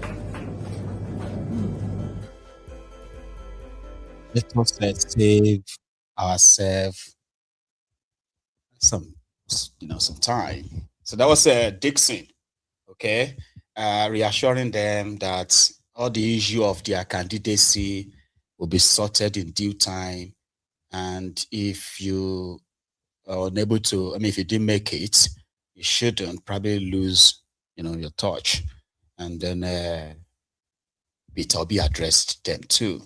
Kind of spoke in the same manner too. Let's take this call. Hello. Hello, Maiyegun Baba. This is Ola from Canada. That's it. And my great. How are you doing? Ola, yeah. I'm good. My greetings to all members of the temple. Thank you. So good evening, everybody. Yeah. I just want to first comment on the issue of Oyo State adoption. So, and then I don't know how true is that. Somebody told me that the Oyo State House of Assembly debated they said the bandits released the demand, and I heard that part of it is that Oyo State should pay some money, then they should give concession for Sharia law in Oyo State. That is where I'm going to. Like, do you think that's official? Because people are that's what I don't know. That's why I say I don't know. Okay, yeah, that's why I said that I don't know how true. I have a clip here. Yeah. All right. It is the Speaker of the Oyo State House of Assembly speaking on this same issue. So maybe we should watch it, and then you can make your contribution. All right. Maybe it's going to help you. Okay. Too. All right. Watch this. Everything that is necessary for them to bring these children and teachers back.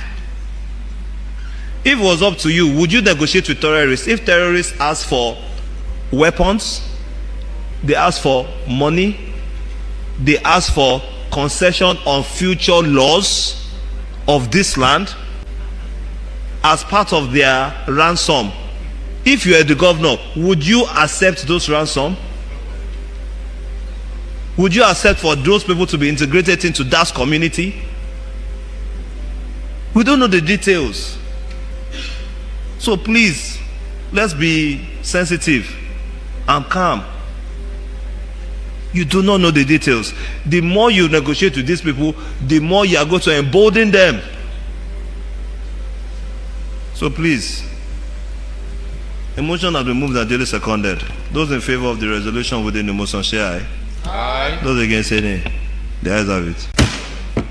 Everything. Right. Yeah. It is true. The terrorists are demanding, they are demanding for money, weapons, and also inclusion in the future laws of your state. This is new. I actually, wanted to speak on that next, and I'm glad you just raised it now. So these are their demands to release the children. A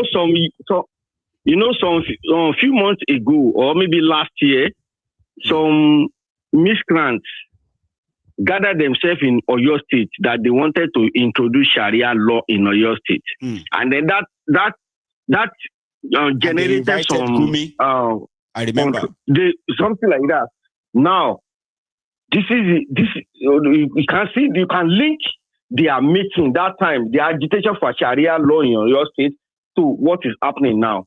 I think it is high time they question all those affairs especially in the southwest. Especially that man called Mufuti Iwo. The chief imam of Oyo. Then there's former minister Bayo Shitu. I am aware of that one. Then all those are fast. All those are fast that call for Sharia in Oyo State. They should question all of them because they may have a hand in what is happening. Yoruba say, àjẹ́ kélànà ọmọ kú lónìí ta ni ẹ mọ̀ pé àjẹ́ àná ló pọ̀ ọmọ òní jẹ. Because now you said, some of them even said that if they refuse to implement Sharia in Oyo State, there would be problem. They said it. I remember. They made so many threats. They said it. Many threats, but I just never thought. Made so many threats. I just never thought a day like this would come that terrorists will take children in Yoruba land without negotiation or anything at all. They beheaded a teacher. Not like Angono. Not like they have made any demand. Straight away, like that. They beheaded somebody. Now I am hearing and watching this, that the speaker, like indirectly telling us that their demands before they will release the children includes Oyo State legislating on making Sharia law in Oyo State. That makes it even more like a deeper now, Baba. Yeah. Then for speaker to have said it at the floor of this, he must have got some information about that. Because it's privileged to have some information about the demand of these terrorists. He said he didn't have details, but the few he just mentioned. No, he must have. That's even he must have got some information. Like maybe like just some information that is yet to be made public. So all this, it is time we start monitoring all those affairs in the southwest. All those, especially that Mufuti Iwo and Co. They are dangerous to Yoruba land. Then second one about the NDC. I'm trying to lose some interest in this because let me tell you, this NDC, my fear is that they may end up presenting some candidates to us, then we'll vote for them, then later they will not be singing on your mandate. There are some people, look at that Aisha, someone like Aisha will never compromise his principle. Somebody like Aisha cannot get to the floor of the even if all of them sing on your mandate, Aisha will never sing on your mandate. But they will end up giving the tickets to somebody that will win the election and get to the National Assembly be supporting high, nay. That is my fear about all these things. Hey, but if you have more popular candidate who is more in the grassroots, genuinely that wins the election against her, he says she will honestly support the person. Not like somebody that they have to impose or one way or the other use ururu to make him the candidate. That's why she's upset. There's no ground. That's what I'm saying. That's what I'm saying. But if they go to the field, these people, at least they have followers. Yes. Even the popularity NDC has today was the popularity they have was due to the entrance of the disobedience to the NDC. That's right, and the Kwakwan subs. So and the Kwakwan, so whatever membership NDC is bragging today is as a result of the obedience. So no matter if they go to the field, that lady will that lady will floor the anointed candidate because they know, because that's why they want to impose somebody on her. And at the end of the day, they will bring somebody that will be singing on your mandate. Anyway. So, and that is, thank you very much. Okay. Because of our time, because I am here to actually share what Obi told the NDC gathering on this issue, but I'll take this one too. A quick one. Hello.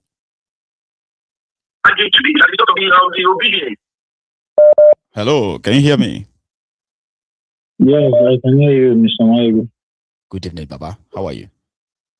I'm doing fine. Yeah, although I've been listening, I didn't want to call in because I'm even really depressed about everything that's happening in Yoruba land. But may God bless the last speaker. I mean, may God bless him abundantly. I eventually found someone that is thinking like me on this issue of insecurity. As much as we might want to run away from this discussion, we are nearing a moment, a period in our lifetime and in our history in Yoruba land where we will have to confront both Christianity and Islam. Most of the time, I always believe that the people abroad, the diasporans, we have a lot to do. And quite frankly, I've seen a lot of us doing really well in that regard. You are one of the people that are doing well in that regard. I know a particular guy, MS Baba. There's a particular lady, Yawo Anobi. You know, people speaking out loud about religion and what they are doing to us and why we should really do away with these things and stick to our tradition and everything that has to do with us. I know a lot of people will not agree with this, and let me put out some clarification. I was born a Christian. I was a Christian for over 22 years of my life, but since the last 12 years, I don't think I've stepped in the church because I'm not interested anymore. I've seen beyond what a lot of people could not see. And most times I'm not even able to explain to them that you are in bondage, but you don't know. But it's now, it's really so bad now that in the name of tolerance, trust me, Yoruba people are very, very tolerant. But in the name of tolerance, we are allowing a lot of bad things happen to us. My wife is a Muslim. I know what I saw before I was allowed to marry her. And while we were doing our introduction, one of the family members, who is like one of the elderly ones on our side, said something. Said, we've tried everything we could to separate you people, including going spiritual. But it's just like, maybe that's what God wants for you guys. I was very furious. I wanted to speak up, kidney rubbish them, but it's all right. But my mom was there and was holding me down not to talk and all of those things. You see, the point the man raised about Gumi coming to Oyo and gathering people to talk about Sharia in Yoruba land is a very, very valid point. Before now, Yoruba, Christian, and Muslim, we live together, we play together. Growing up, there is no discrimination, nothing. I don't know how those things are crawling in, that now some people see a big deal, even talking to you as a friend. The moment they know that you're not sitting where they are sitting, you're not aligning with their ideology and faith, it becomes a problem.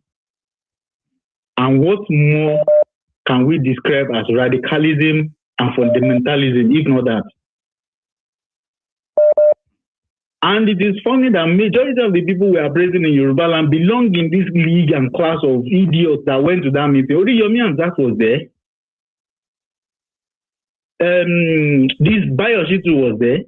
Let's even leave this meeting they just did. We've seen our fathers openly coming out to declare that some people should be killed now. Go to TikTok, they are there. They will say, this offense, that offense, death, me. Like there's no law in Nigeria anymore. That's what our prophet said. That's what Anobi said. And you'll be like, calm down now. Like, is there no... So you are actually defending, you are serving a God that cannot defend himself. You have to defend God. Are you people daft? So honestly, this is like the thing that man said touched me so much, and I decided to call in because if we are not careful, in fact, there's nothing like being careful anymore. It is obvious to everybody. These religions are creeping in to end us, and they are ending us already. Because if you can come out live online and say that this offense, that offense, what is it? I mean, what? Sorry, long. Definitely, you are supporting these people silently. If you can say that online, you are supporting this Fulani expense silently. I mean, anyway, yeah, brother. Silence from their part. I know. Thank you very much. So, I mean, thank you so much. You're doing a really good job, sir. Thanks so much for your contribution, as always. You have a good evening. Okay, it's all these extreme, or they call it extremist preachings, extremist ideologies that a lot of us growing up were never really exposed to. Now, watching them on social media these days, and it's more or less like there are many, they just do it. It's like tolerated. Nobody is coming after them, warning them, or even charging them for this kind of incitement. You see what that last caller just said? Here is a Yoruba Afa, by the way, spewing the same hateful rhetorics, right? What their what the Islam told them to do to us. Not because you have done anything to them. It's just what this, according to them, what they said they should do to us. Now, terrorists kidnap school children in Oyo State. Part of their demand, from what we have just heard, is that they wanted the Oyo State government to buy them ammunition, give them money, and at the same time, alter any future legislation on Sharia, or else they won't release the children in Oyo State. Here is a Yoruba Islamic preacher. Àwọn mẹ̀dáìf mẹ́rẹ̀ẹ̀rin wọ́n sọ pé àpá òpìdá kí ló dé tán fi sọ bẹ́ẹ̀ wọ́n ní ìgbàwọ́ ọ̀rọ̀ wa látọ̀dọ̀ Jundub sọ pé haddu sahir darbatun bis-sayf. Ìyà tá a fi jẹ òpìdá àwọn alásàsì, àwọn aláwo, àwọn àlùfáà, ìyà tí ó jẹ wọn ó náà ní ká fi idà ká fi bẹ́ wọn lọ́rùn. Ibn al-Qayyim ní kìí ṣe pé mú idà ẹ wàá mú ara dà ẹ kàn fi gbá wọn lọ́rùn pé ọmọ agbọ́rọ̀ ẹ fi bẹ́ wọn lọ́rùn. Tọ́lá lómi ó rò pé wọ́n fi nà wọ́n lọ́rẹ́ kìí ṣe pé wọ́n fi dà nà wọ́n lọ́rẹ́ o ẹ fi bẹ́ orí rẹ̀ dálẹ̀ kí kálukú sinmi. Umar radiyallahu anhu ó sọ̀rọ̀ kan etí Imam Ahmad gbé jáde bi sanadin sahih. Ó kọ ìwé sí gbogbo àwọn governors tí wọ́n ń bẹ lábẹ́ ìjọba ẹ̀sìn Islam. Ani qutulu kulla sahirin wa sahira. Gbogbo òpìdán lọ́kùnrin, gbogbo òpìdán lóbìnrin, pípa ní ká ẹ máa pa wọ́n. Gbogbo òpìdán lọ́kùnrin, gbogbo òpìdán lóbìnrin, pípa ní ká ẹ máa pa wọ́n. Ó túmọ̀ sí pé gbogbo ìjọba tó bá jẹ́ ìjọba gidi, ìjọba tó bá dángájíá, inú sẹ́tọ̀ ẹ̀ kọ́kọ́ sí náà nù. Gbogbo òpìdán mi tí wọ́n bá wà kún lọ kó wọn jọ kán pa wọ́n. Wọ́n eradicate wọn. Sẹ́fẹ̀yìn náà rí kí wọ́n ba ayé jẹ́, àbí wọ́n ba ayé jẹ́? Wọ́n ba ayé jẹ́ bàjẹ́. Àmọ́ àwọn ò ní lè ṣe láwọn orílẹ̀-èdè tiwa, torí àwọn náà wọ́n ń lọ bá wọn.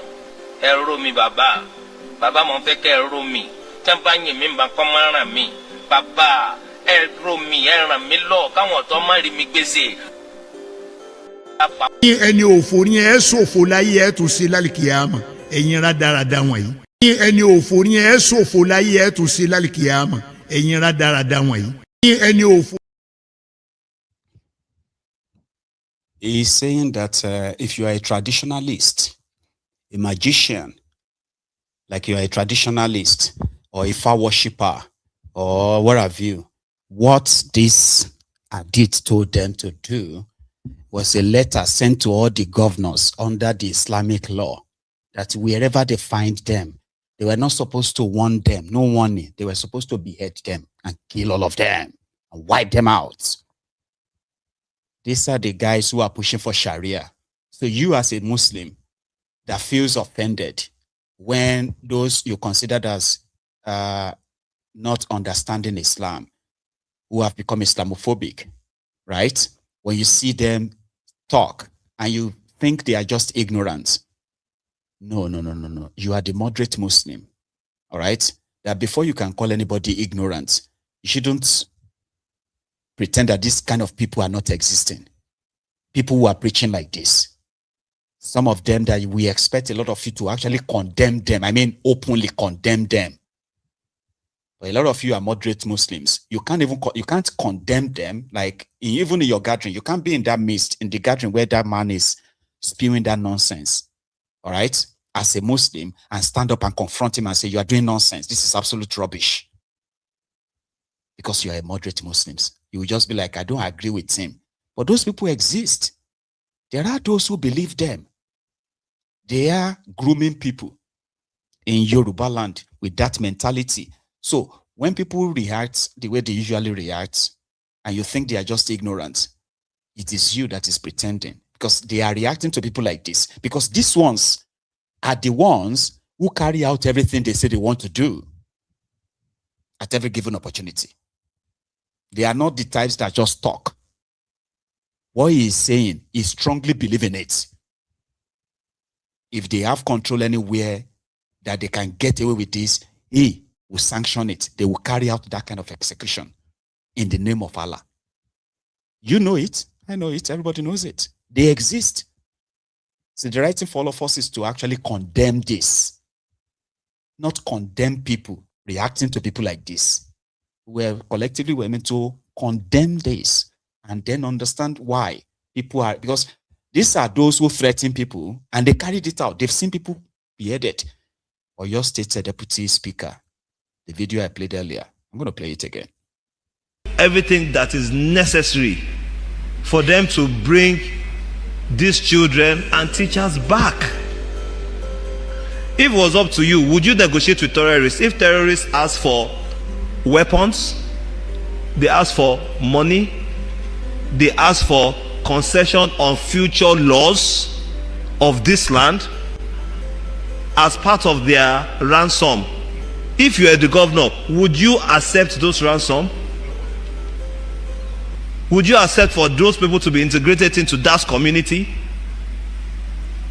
We don't know the details. So they came to Yoruba land, started killing us, kidnapping us. And then their own representatives, the influential people, they are possibly very much aware of this whole thing. As they are telling us, some people are behind this.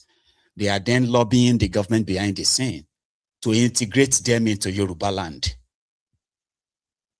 What else do you want to hear? Would you accept such? Ahmed. Maiyegun Baba. How are you doing, Baba? I did fine. Lafia. Lafia Kalao.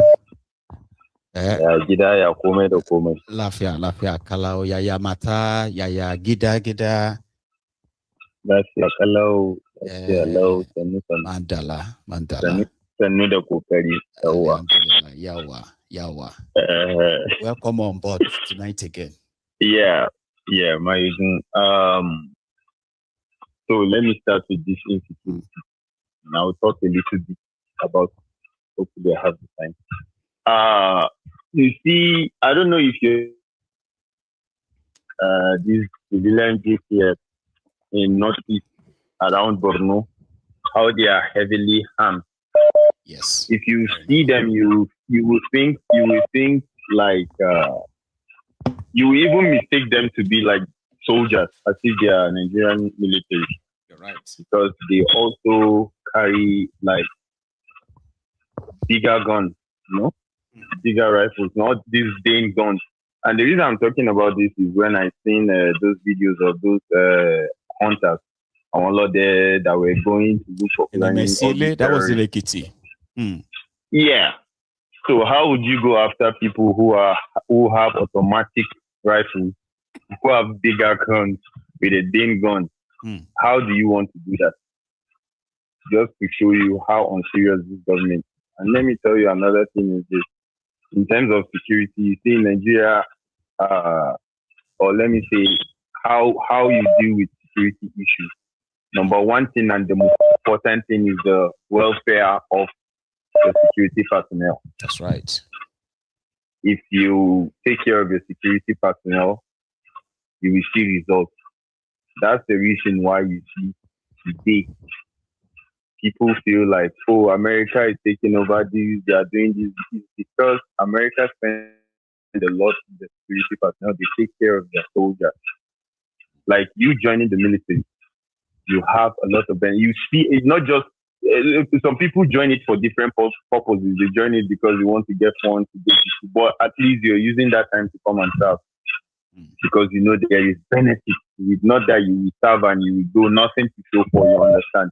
So it motivates you, even though you're going to it, you will go with motivation that they knew if I'm no more, at least there is something on ground for me. So, exactly. But in Nigeria, you have you have soldiers. If you look at the Nigerian soldiers, for example, you see that they are willing. Most of these guys are willing to fight. They are willing to do their job. But are they getting the support? Are they getting what they are supposed to get in order to motivate them to fight these things? No, they are not. Because you're underpaying your soldiers. They are not even living good. Someone came out the last time, talked about how soldiers are being fed. He went for that person. And yet, the soldiers are there. They can't say anything. But I believe these things that is happening is just a matter of time. The day all those soldiers will turn around and they will face them, it will be brutal. Hopefully that day comes, because that's what I always hope and pray for. For these guys to realize that, no, look, we are losing. You will serve for how many years, and by the time you get out, you become as useless as ever. The only people that get to enjoy life after service are the officers, or maybe some of them soldiers have involved themselves in some illegal dealings, not what they work for actually. And even the officers too, most of them, they are enjoying not what they work for, but things that they did illegally when they were in the military. You see a general, how much is a general earning? But a general can, what his wife is wearing as gold chain, all those things, you will now be wondering, like, where is the money coming? The corruption runs deep. You understand? So every sector is not as if they don't have means to combat all these things, because we all know how Nigeria is. They are not ready to do anything. So everybody is just there to, get the means to have access to the fund and also see what they have to steal. And when the time comes, they leave and go and if they were even investing, if they were even investing, in the country, probably the stealing will not be. It wouldn't bother anybody.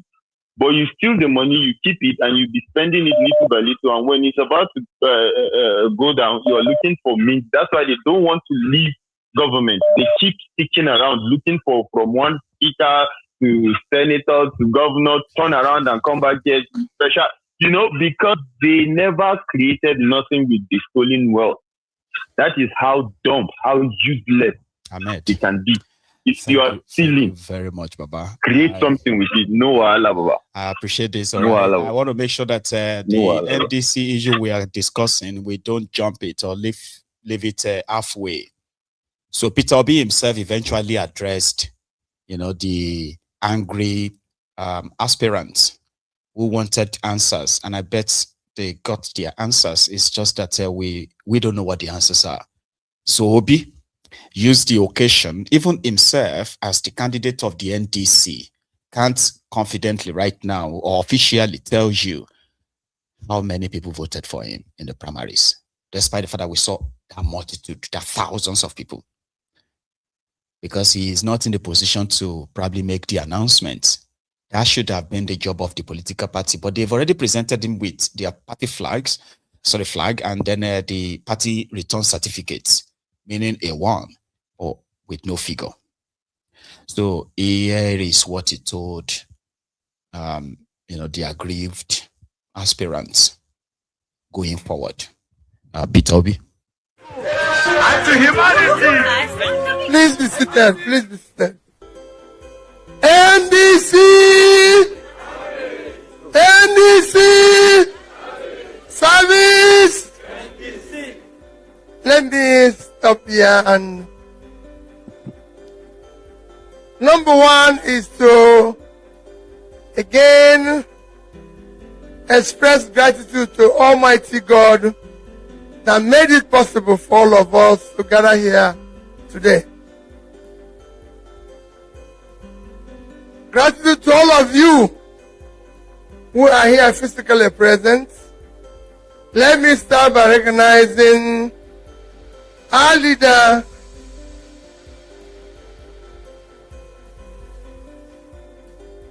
Saraki, Texan, the visionary. Recognizing the chairman of our party, and through the chairman, recognizing all NWC members. Thank you for your great job. There's other leaders who are gathered here, especially the senator. I can see Senator Victor May, Senator Nwoye, former Deputy Senate President, and all other former senators serving and former members of House of Reps, all the distinguished people that are gathered here.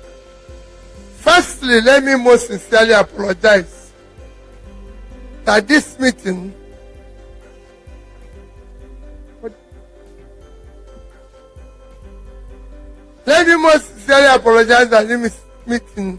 started late.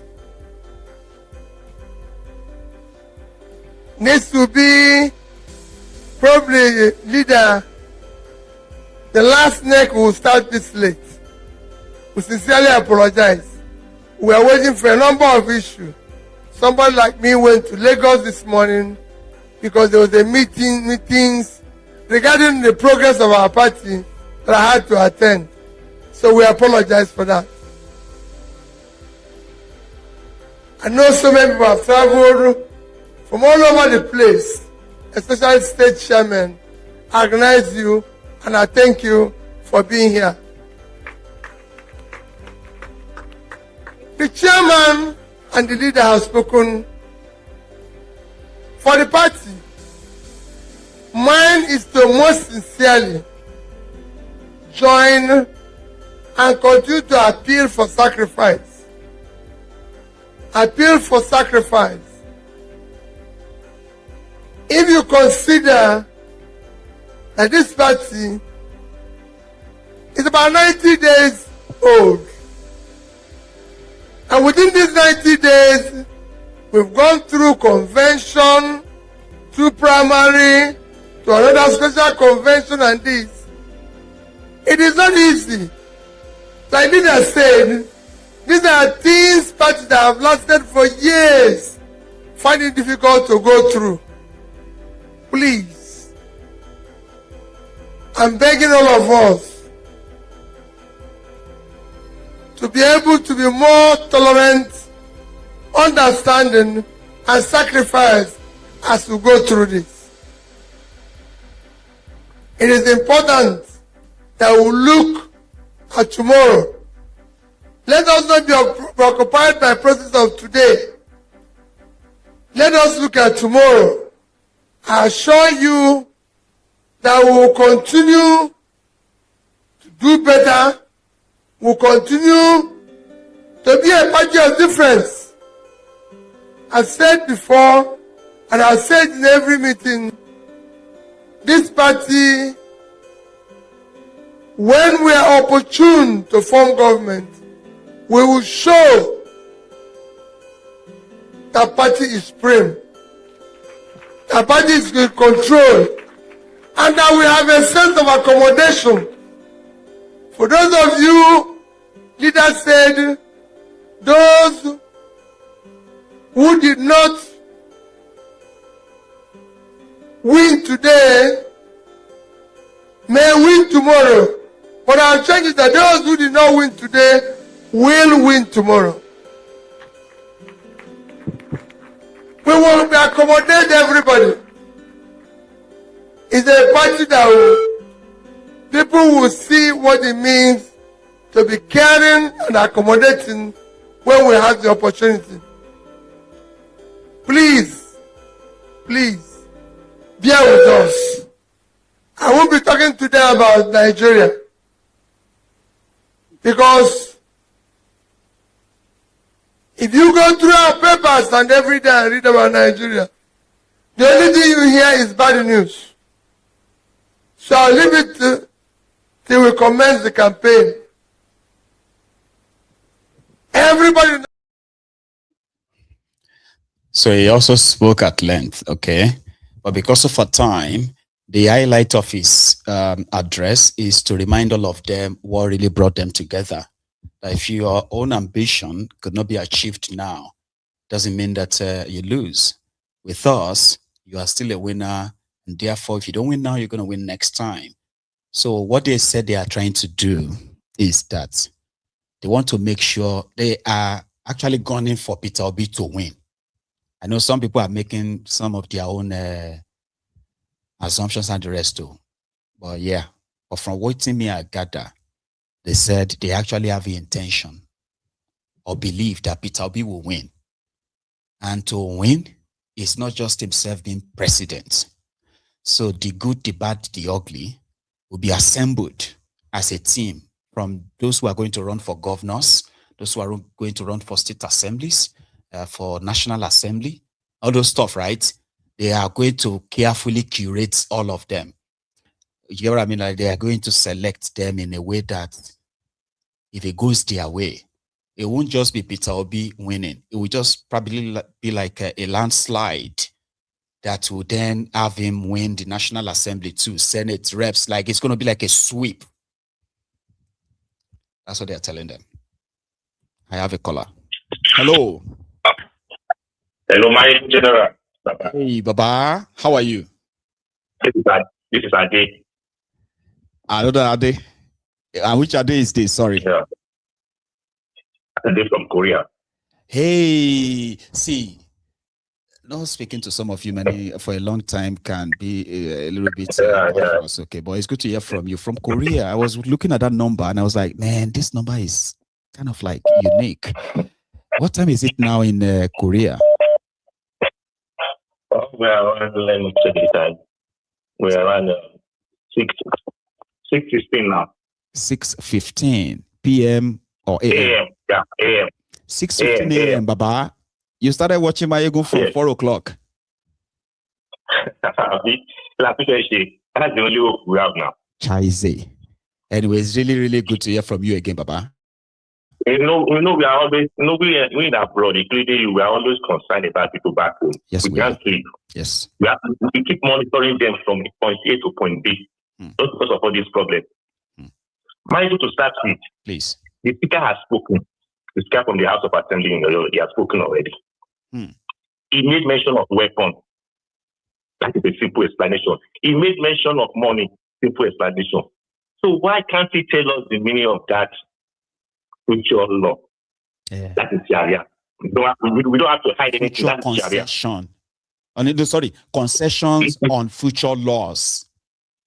Is Sharia. I'm asking that the government should integrate them in that area. That means we have to give them Sharia, they know what they are doing, Maiyegun. That is Sharia. Now, Igboho is trying his best. Maybe it's negative or positive, but at least he has made a move already. Okay, let me go inside there and rescue those people.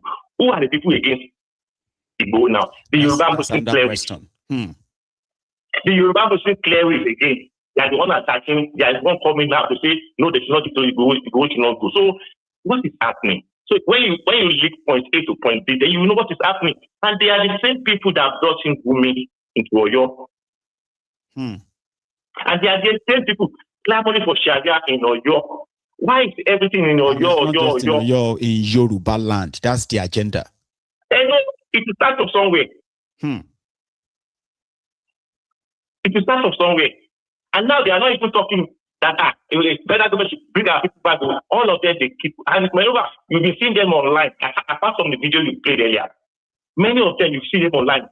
That's being together. That is Muslim clerics, Yoruba clerics, talking about election. We must vote in Muslim in all Southwest. We don't. Why? Are we not one again? Like one of your callers said, there's a program and they call it MS. The guy has been aside when I watched the guy is talking right. Now I'm believing the guy now. Exactly what he has been saying is coming to pass now. You know, I'm just fed up. It is tiring. I'm fed up with all the things. When you are talking about unity like that before, you will pick Yoruba first. But now, it is done. There's nothing like unity again. If you want to do Amotekun, the last time they talked about Amotekun during the time of Akeredolu, who came out again, apart from Sultan of Sokoto and Maiyegun, that were going against it. The Muslim players in Yoruba land came and they said Amotekun is a Christian name, it's a Bible name. I remember. And they are completely the same Yoruba Muslim. What is happening? Man, Come and tell us what is happening. You have these very good memories, though, because you see all these events you are mentioning. For somebody who have been following events, by the time you begin to piece them together, yes, it's going to be making a very, very kind of like a stronger conclusion, so to say. Because I remember they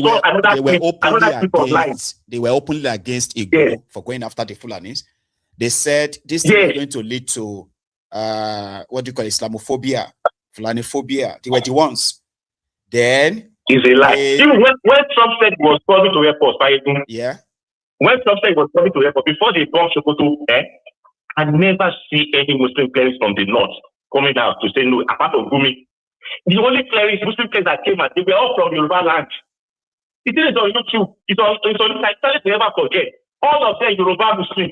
Trump is not possible. It's coming because of our oil. It's coming because of that. So they keep on bringing lots of narratives. Now they are not coming out to say, bring out our guests in the bush. They know many about this thing. Come on, we don't enter Ramo. We don't enter Maiyegun actually one. We have entered something that everybody right now should be given. All of them will come out from nowhere. We as Christians, we don't cover anything. If it's people we attack it, if it's people we attack it. Because I'm not. But when it comes to their side, they keep quiet. They keep on telling directly. The thought of it alone, when you listen to some of these abhorrent, what do you call it, rhetorics from these guys, I'm like, I'm a Yoruba man like you, right? And I grew up with the idea that we are one. Muslims, Christians, traditionalists, I grew up with that mentality. That was my reality. You see that thing, though?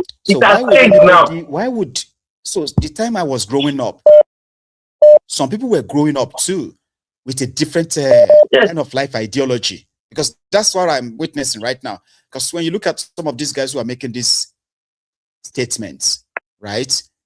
These guys are in their late 30s, mid 40s, early 50s. Not like they are old people. They're supposed to be people. There's another particular guy online. There's another particular guy online. It's a Muslim guy, Muslim cleric. Right. He called a meeting of Fulani people, telling them, he was speaking Yoruba. We want Yoruba governor in Ogun State. You have to vote for us. I think we must have seen that case. Calling Fulani say, you are brothers. You have to support us to vote Muslim and governor. It is online too. They are currently fighting that the next governor for your state must be a Muslim, as if to say Ajimobi wasn't a Muslim. No, your state. All the time they want all the time because of Sharia. So hoping that they could put people inside the status of assembly that would then make laws pass Sharia. The day they announced Tinubu as president, there's this particular man. I still have the video on my listen because I saw the video. I saw it on my phone. What's his name? He's the second to Adepoju, Madam Adepoju. Ustaz Jack Adebua. He hosted the program, my program, and they said, yes, this will tell you that we are more than them. We Muslims, we are more than them in Nigeria. Now, Tinubu has flown. I was like, how could the Yoruba man be talking like this? We are more than that. Well, you know the late Fahadi Bajo, the Apedi man. You don't always talk about the law that they have only land, they don't have people. That they don't have the population, they always lie. Then the Yoruba will come out and say, we seem like our country. We have population in the north. No, we are not going against ourselves. No, that one is not my problem. My own problem is that, see, these fanatics, these extremists, right, in Yoruba land, actually see they see a Fulani from Futajalon as his own brother, right, than me from Ijebu. Yes, exactly. Exactly, but it's 100% exactly. They can't deny it. Go on, go ahead. There's another man, Yoruba man, you can Google this, all this I'm saying is online. A particular Yoruba player talking about maybe 2 days ago or so. He was referring to the other players they arrested in Burkina Faso. Right? Mm-hmm. He said it by himself. He said, he mentioned the man, so he said he was with the man sometimes, some months back. The man who said that they had a meeting together. That is very sure that now I said the man was like, you went to Burkina Faso to go and have a meeting with terrorists again in Burkina Faso. Mm-hmm. You know, they are meeting up together.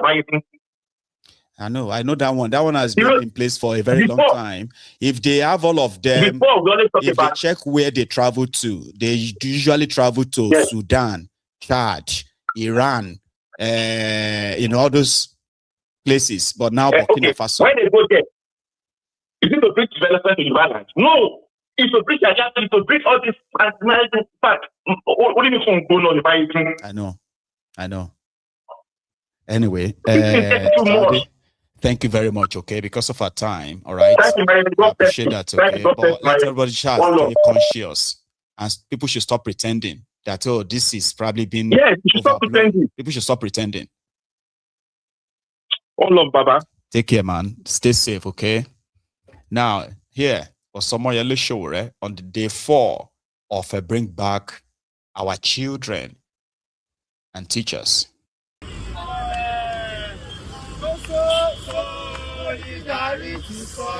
back our children. Nigeria is suffering. Nigeria is bleeding.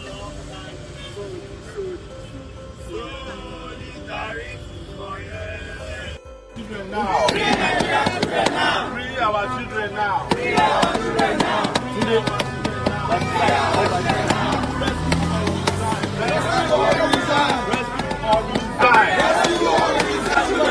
What are we saying? Free our children now. Free Nigerian children now. Free Nigerian children now. Save our schools now. Save our schools now. Rescue or resign. Rescue or resign. Rescue or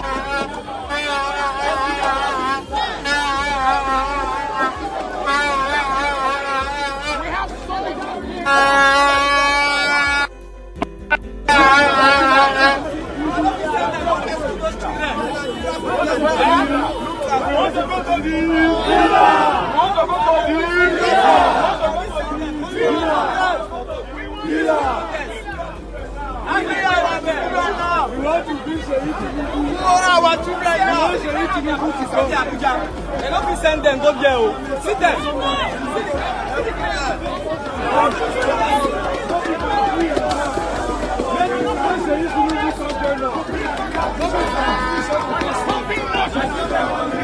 Rescue them or resign. Rescue them or resign. Rescue them or resign. Rescue them or resign. Rescue them or resign. Somebody, come on, go.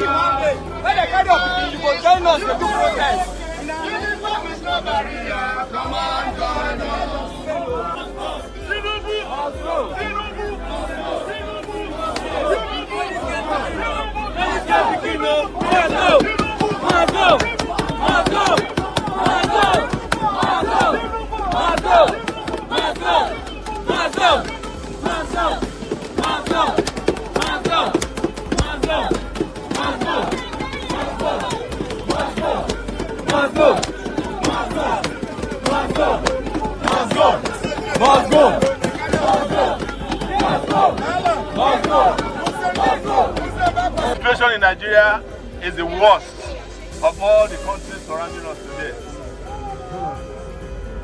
Greatest Nigerian people, we are here as a rehearsal for what might become the final push for a revolution in this country. We are asking that Tinubu, with immediate effect, go and rescue the children who were kidnapped from their schools across the country and get them released immediately. Because that is what he imposed himself on Nigerians to do as the presidency that he stole in 2023, and from which we shall never allow him to come back again in this country. Do you want Tinubu to come back again? Tinubu must go. Tinubu must go. Tinubu must go. Tinubu must go.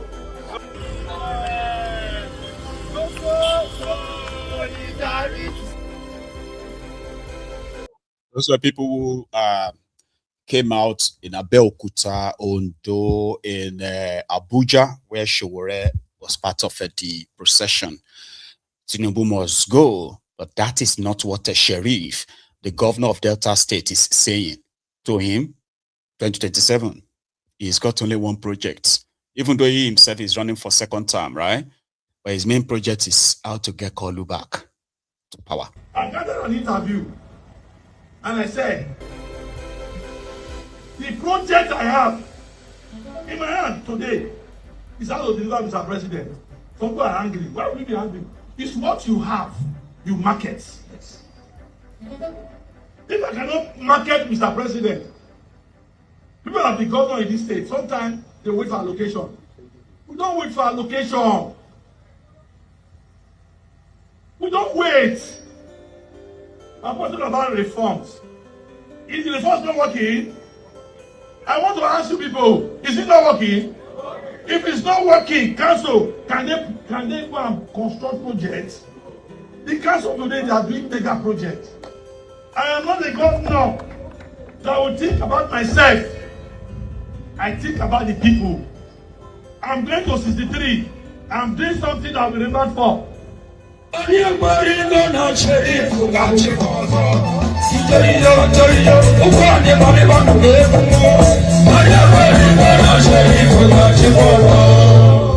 say you are supporting me and you love me and doing good things. You will not support my candidate.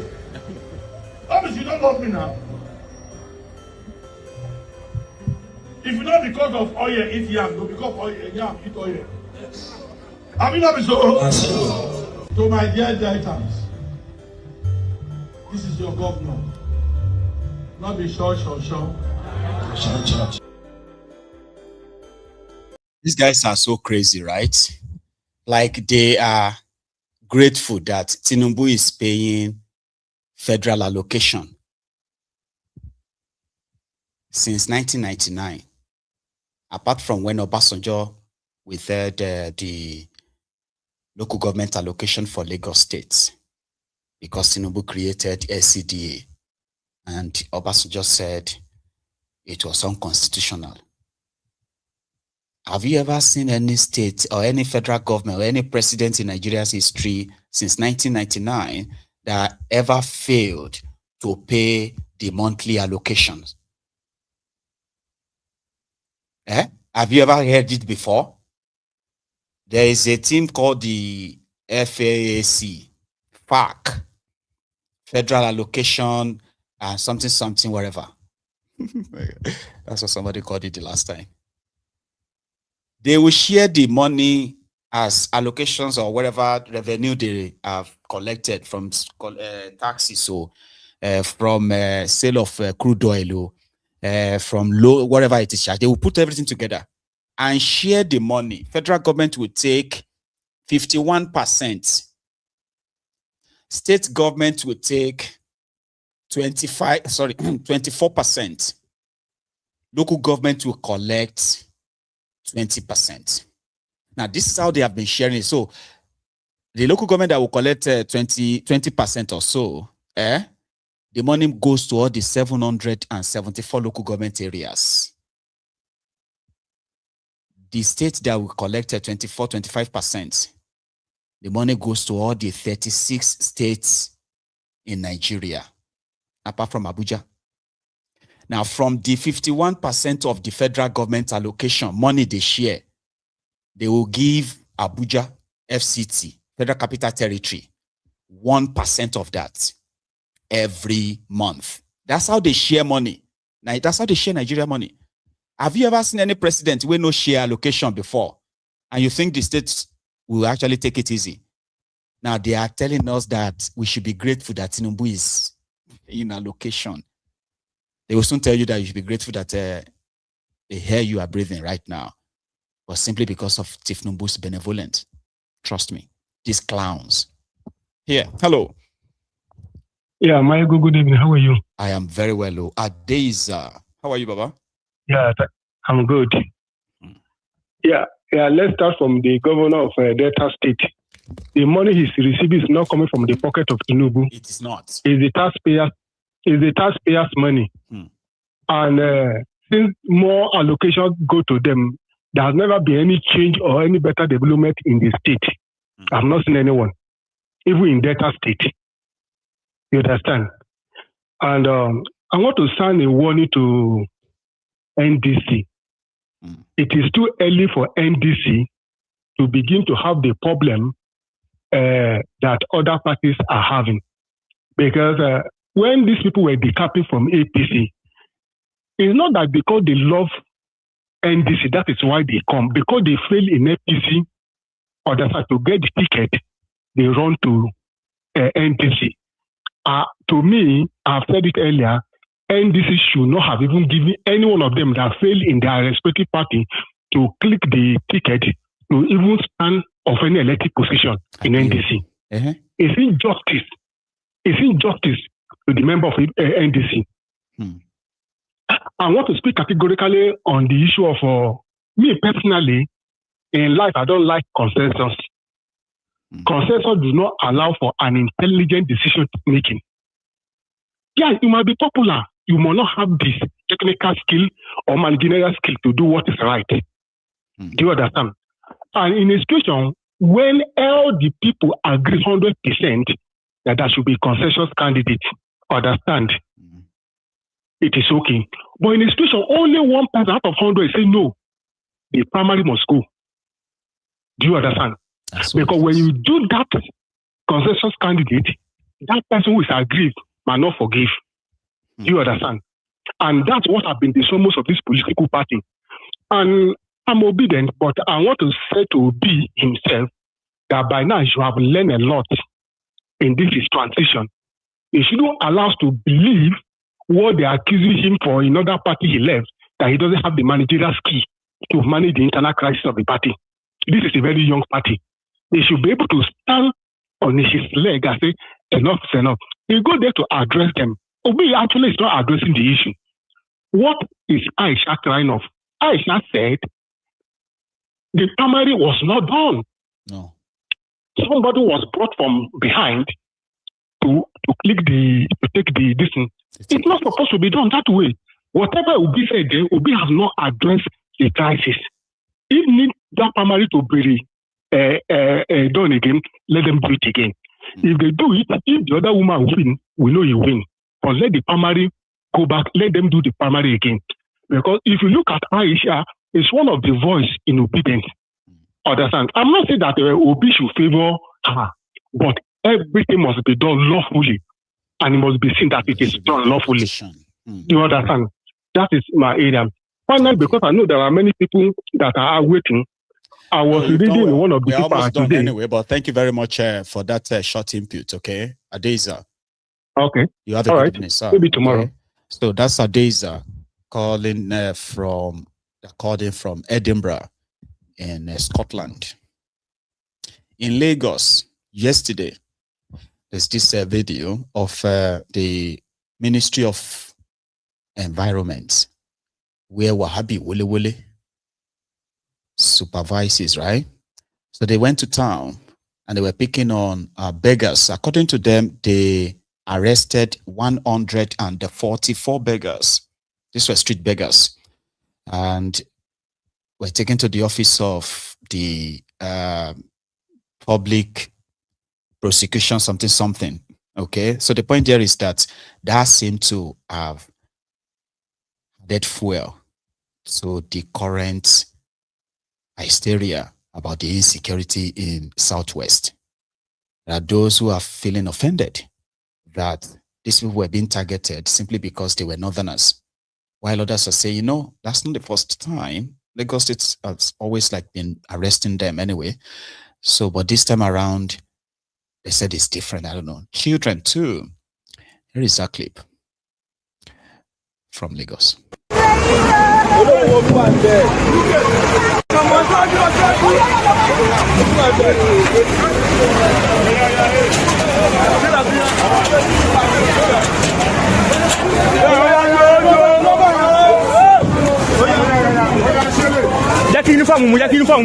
Uniform.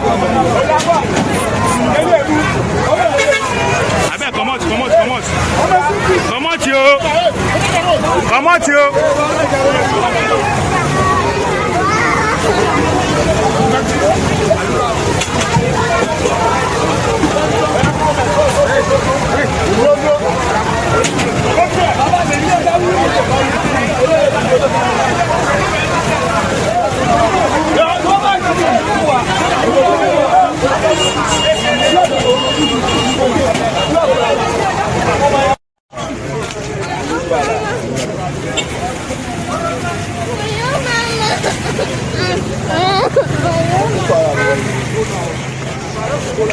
Hey, Green Maria.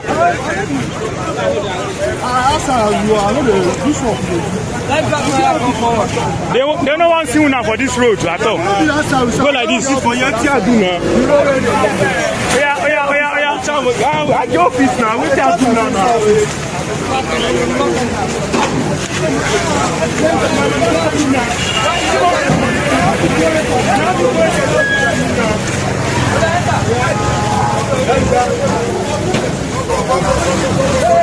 Open.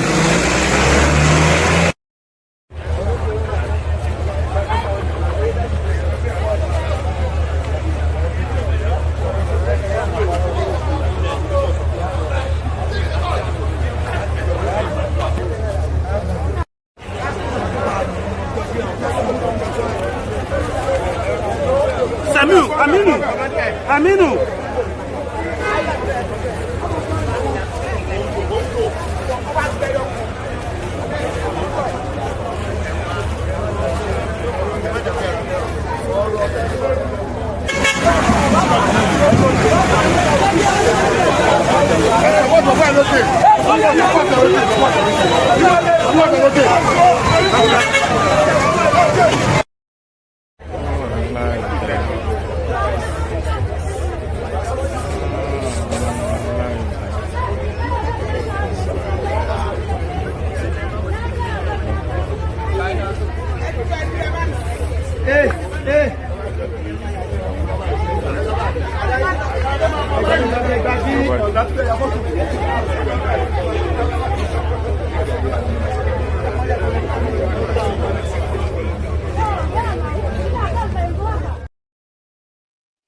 So, and according to Tokumbo, he said those who are children have been taken to the authorized government homes where the children will be rehabilitated and possibly relocated back if they have family members who are going to comfort them.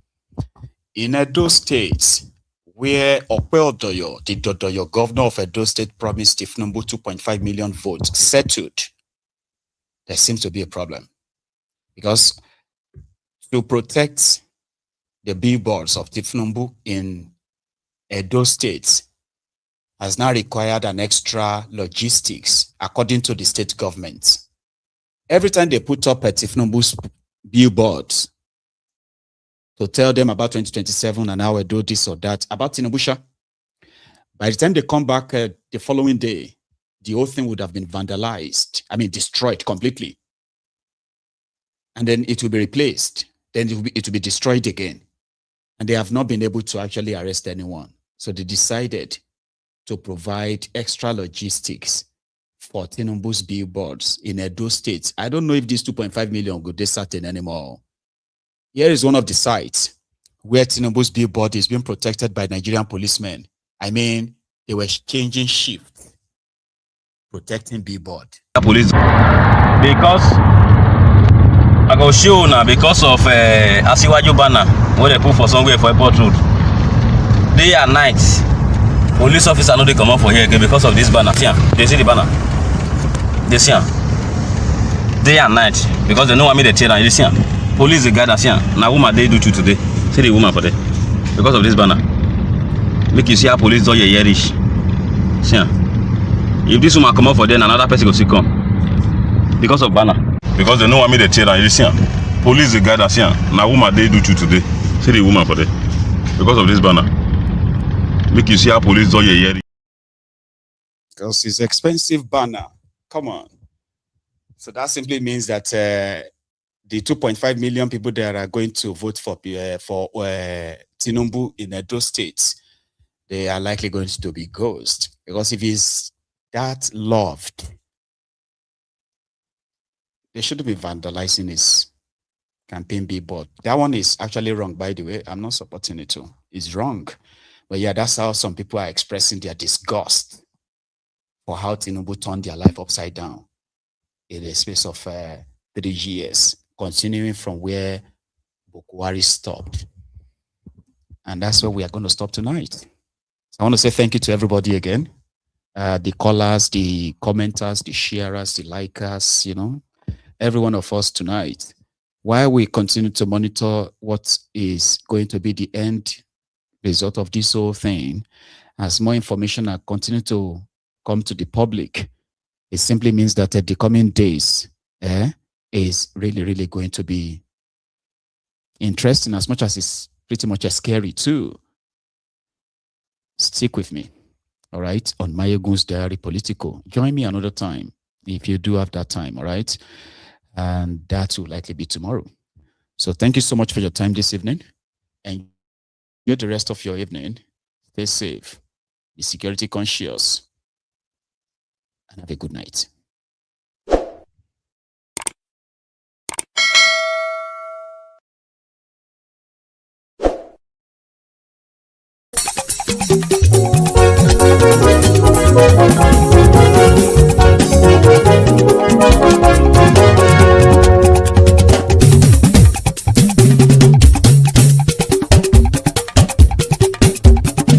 Maiyegun làwa mọ̀ làmọ̀ tó dòdòdò. Maiyegun Diary, Maiyegun #1. Maiyegun làwa mọ̀ làmọ̀ tó dòdòdò. Maiyegun Diary, Maiyegun #1. Maiyegun ti dé o, ọ̀rẹ́ ará ìlú. Maiyegun Diary, Maiyegun #1. Lórí Facebook, lórí YouTube. Maiyegun Diary, Maiyegun #1. Gbogbo bó ṣe ń lọ ni Maiyegun já wa sí. Maiyegun Diary, Maiyegun #1. Àṣírí ọ̀jẹ̀lú kì í bò níbẹ̀ o. Maiyegun Diary, Maiyegun #1. Bó bá ṣe eré àní Maiyegun máa wí. Maiyegun Diary, Maiyegun #1. Ó sì tún ṣe eré wàá gbọ́ níbẹ̀ o. Maiyegun Diary, Maiyegun #1. Maiyegun Diary, Diary Politico. Maiyegun Diary, Maiyegun #1. Godfatherism kò sí lọ́rọ̀ Maiyegun. Maiyegun Diary, Maiyegun #1. Ẹ farabalẹ̀ sẹ́ o kẹgọ́rọ̀ lẹ́nu o. Maiyegun Diary, Maiyegun #1. Àní Maiyegun làwa mọ̀ tó dòdòdò. Maiyegun Diary, Maiyegun #1.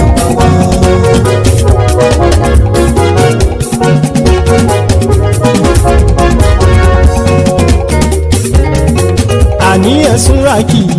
Maiyegun ti dé. Maiyegun ti dé. Ọ̀jẹ̀lú ẹ̀sùn rákì. Maiyegun ti dé. Àní ẹ̀sùn rákì. Maiyegun ti dé. Lórí Facebook. Maiyegun ti dé. Àní ẹ̀sùn rákì. Maiyegun ti dé. Lórí YouTube. Maiyegun ti dé. Àní ẹ̀sùn rákì. Maiyegun ti dé. Bọ́ bàbá gbé wúrẹ́. Maiyegun Súrájì. Maiyegun ti dé. Ijó ìgbádìyẹ. Maiyegun máa wí. Àníyàn Súrájì. Maiyegun ti dé. Presido bá rúfin o. Maiyegun máa wí. Àníyàn Súrájì. Maiyegun ti dé. Kí gómìnà kówó jẹ. Maiyegun máa wí. Àníyàn Súrájì. Maiyegun ti dé. Ọlọ́pàá tí ń darí bá. Maiyegun máa wí. Àníyàn Súrájì. Maiyegun ti dé. Aṣòfin tí ń rúfin o. Maiyegun máa wí. Àníyàn Súrájì. Maiyegun ti dé. Òpùrọ́ olóṣèlú. Maiyegun máa wí. Àníyàn Súrájì. Maiyegun ti dé. Ọ̀jẹ̀lú ẹ̀ Súrájì. Maiyegun ti dé. Àníyàn Súrájì. Maiyegun ti dé.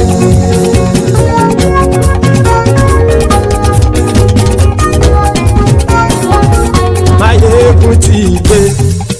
Gbogbo ọ̀jẹ̀lú ẹ̀ Súrájì. Maiyegun ti dé. Gbogbo ọ̀jẹ̀lú ẹ̀ Súrájì. Ṣùgbọ́n ní bá ti ṣe èyí tó yẹ kí wọ́n ṣe, ọmọ bá dèrò ní fi wọ́n níran o. Maiyegun ti dé. Gbogbo ọ̀jẹ̀lú ẹ̀ Súrájì. Maiyegun ti dé. Gbogbo ọ̀jẹ̀lú ẹ̀ Súrájì. Ṣùgbọ́n ní bá ti ṣe èyí tó yẹ kí wọ́n ṣe, ọmọ bá dèrò ní fi wọ́n níran. Wọ́n fowó bẹ́ẹ̀ o, Maiyegun ó sọ pé wọ́n ò bẹ́ẹ̀. Wọ́n fowó bẹ́ẹ̀, Maiyegun ó sọ pé wọ́n ò bẹ́ẹ̀. Oníkan ṣáàtì ṣe èyí tó yẹ kí wọ́n ṣe fáwọn ará ìlú tó gbé wọn débẹ̀ o. Maiyegun ti dé. Gbogbo ọ̀jẹ̀lú ẹ̀ Súrájì. Maiyegun ti dé. Gbogbo ọ̀jẹ̀lú ẹ̀ Súrájì. Ṣùgbọ́n ní bá ti ṣe yìí tó yẹ kí wọ́n ṣe, ọmọ bá dẹ́rọ̀ òní fi wọ́n níran. Kì máa yí ṣeré, ọ̀rọ̀ yìí kì í ṣẹ̀fẹ̀. Kì máa yí ṣeré, ọ̀rọ̀ yìí kì í ṣẹ̀fẹ̀. Ẹni bá ti lè lẹ́bọ̀ lẹ́rù o, ọmọ bá dèrò kàṣàyè tú wọn síta. Maiyegun ti dé. Gbogbo ọ̀jẹ̀lú ẹ̀ Súrájì. Maiyegun ti dé. Gbogbo ọ̀jẹ̀lú ẹ̀ Súrájì. Ṣùgbọ́n ní bá ti ṣe yìí tó yẹ kí wọ́n ṣe, ọmọ bá dẹ́rọ̀ òní fi wọ́n níran. Tẹnitẹni ọmọ Maiyegun ọ̀rẹ́ ara ìlú mọ̀mọ́ ni mo fọlọ́hún ṣọ́ ẹ̀ bá kìlẹ́bù. Lóòótọ́ olódodo ìlú ọ̀tá ìlú mọ̀mọ́ ni ìwọ ṣá máa ń ṣọ́ra kò sì mọ́ bẹ̀rù. Bọ́tà ń lè rí bóníṣègùn lé káwọn mọ̀mọ́ fi ṣera wọn ni ó ti dẹrùn tí wọn ò gbọ́dọ̀ sì mọ́ bẹ̀. Èèpo ọ̀bọ lọmọ bá dérò tàjẹ́ ò gbọ́dọ̀ jẹ́, ó ti dọba lórí àbínú ẹni kò sì mọ́ bùyà. Àìsíwọ́lu ní ẹnìkẹ́ ìgbódì ẹyin lábàrá o, ó kó ẹni tó bá dán o àkàmù. Maiyegun ti dé. Gbogbo ọ̀jẹ̀lú ẹ̀ Súrájì. Maiyegun ti dé. Gbogbo ọ̀jẹ̀lú ẹ̀ Súrájì o. Ẹni bá ti ṣe yìí tó yẹ kí wọ́n ṣe, ọmọ bá dèrò òní fi wọ́n níran o. Maiyegun ti dé. Gbogbo ọ̀jẹ̀lú ẹ̀ Súrájì. Maiyegun ti dé. Gbogbo ọ̀jẹ̀lú ẹ̀ Súrájì. Ṣùgbọ́n ní bá ti ṣe yìí tó yẹ kí wọ́n ṣe, ọmọ bá dẹ́rọ̀ òní fi wọ́n níran.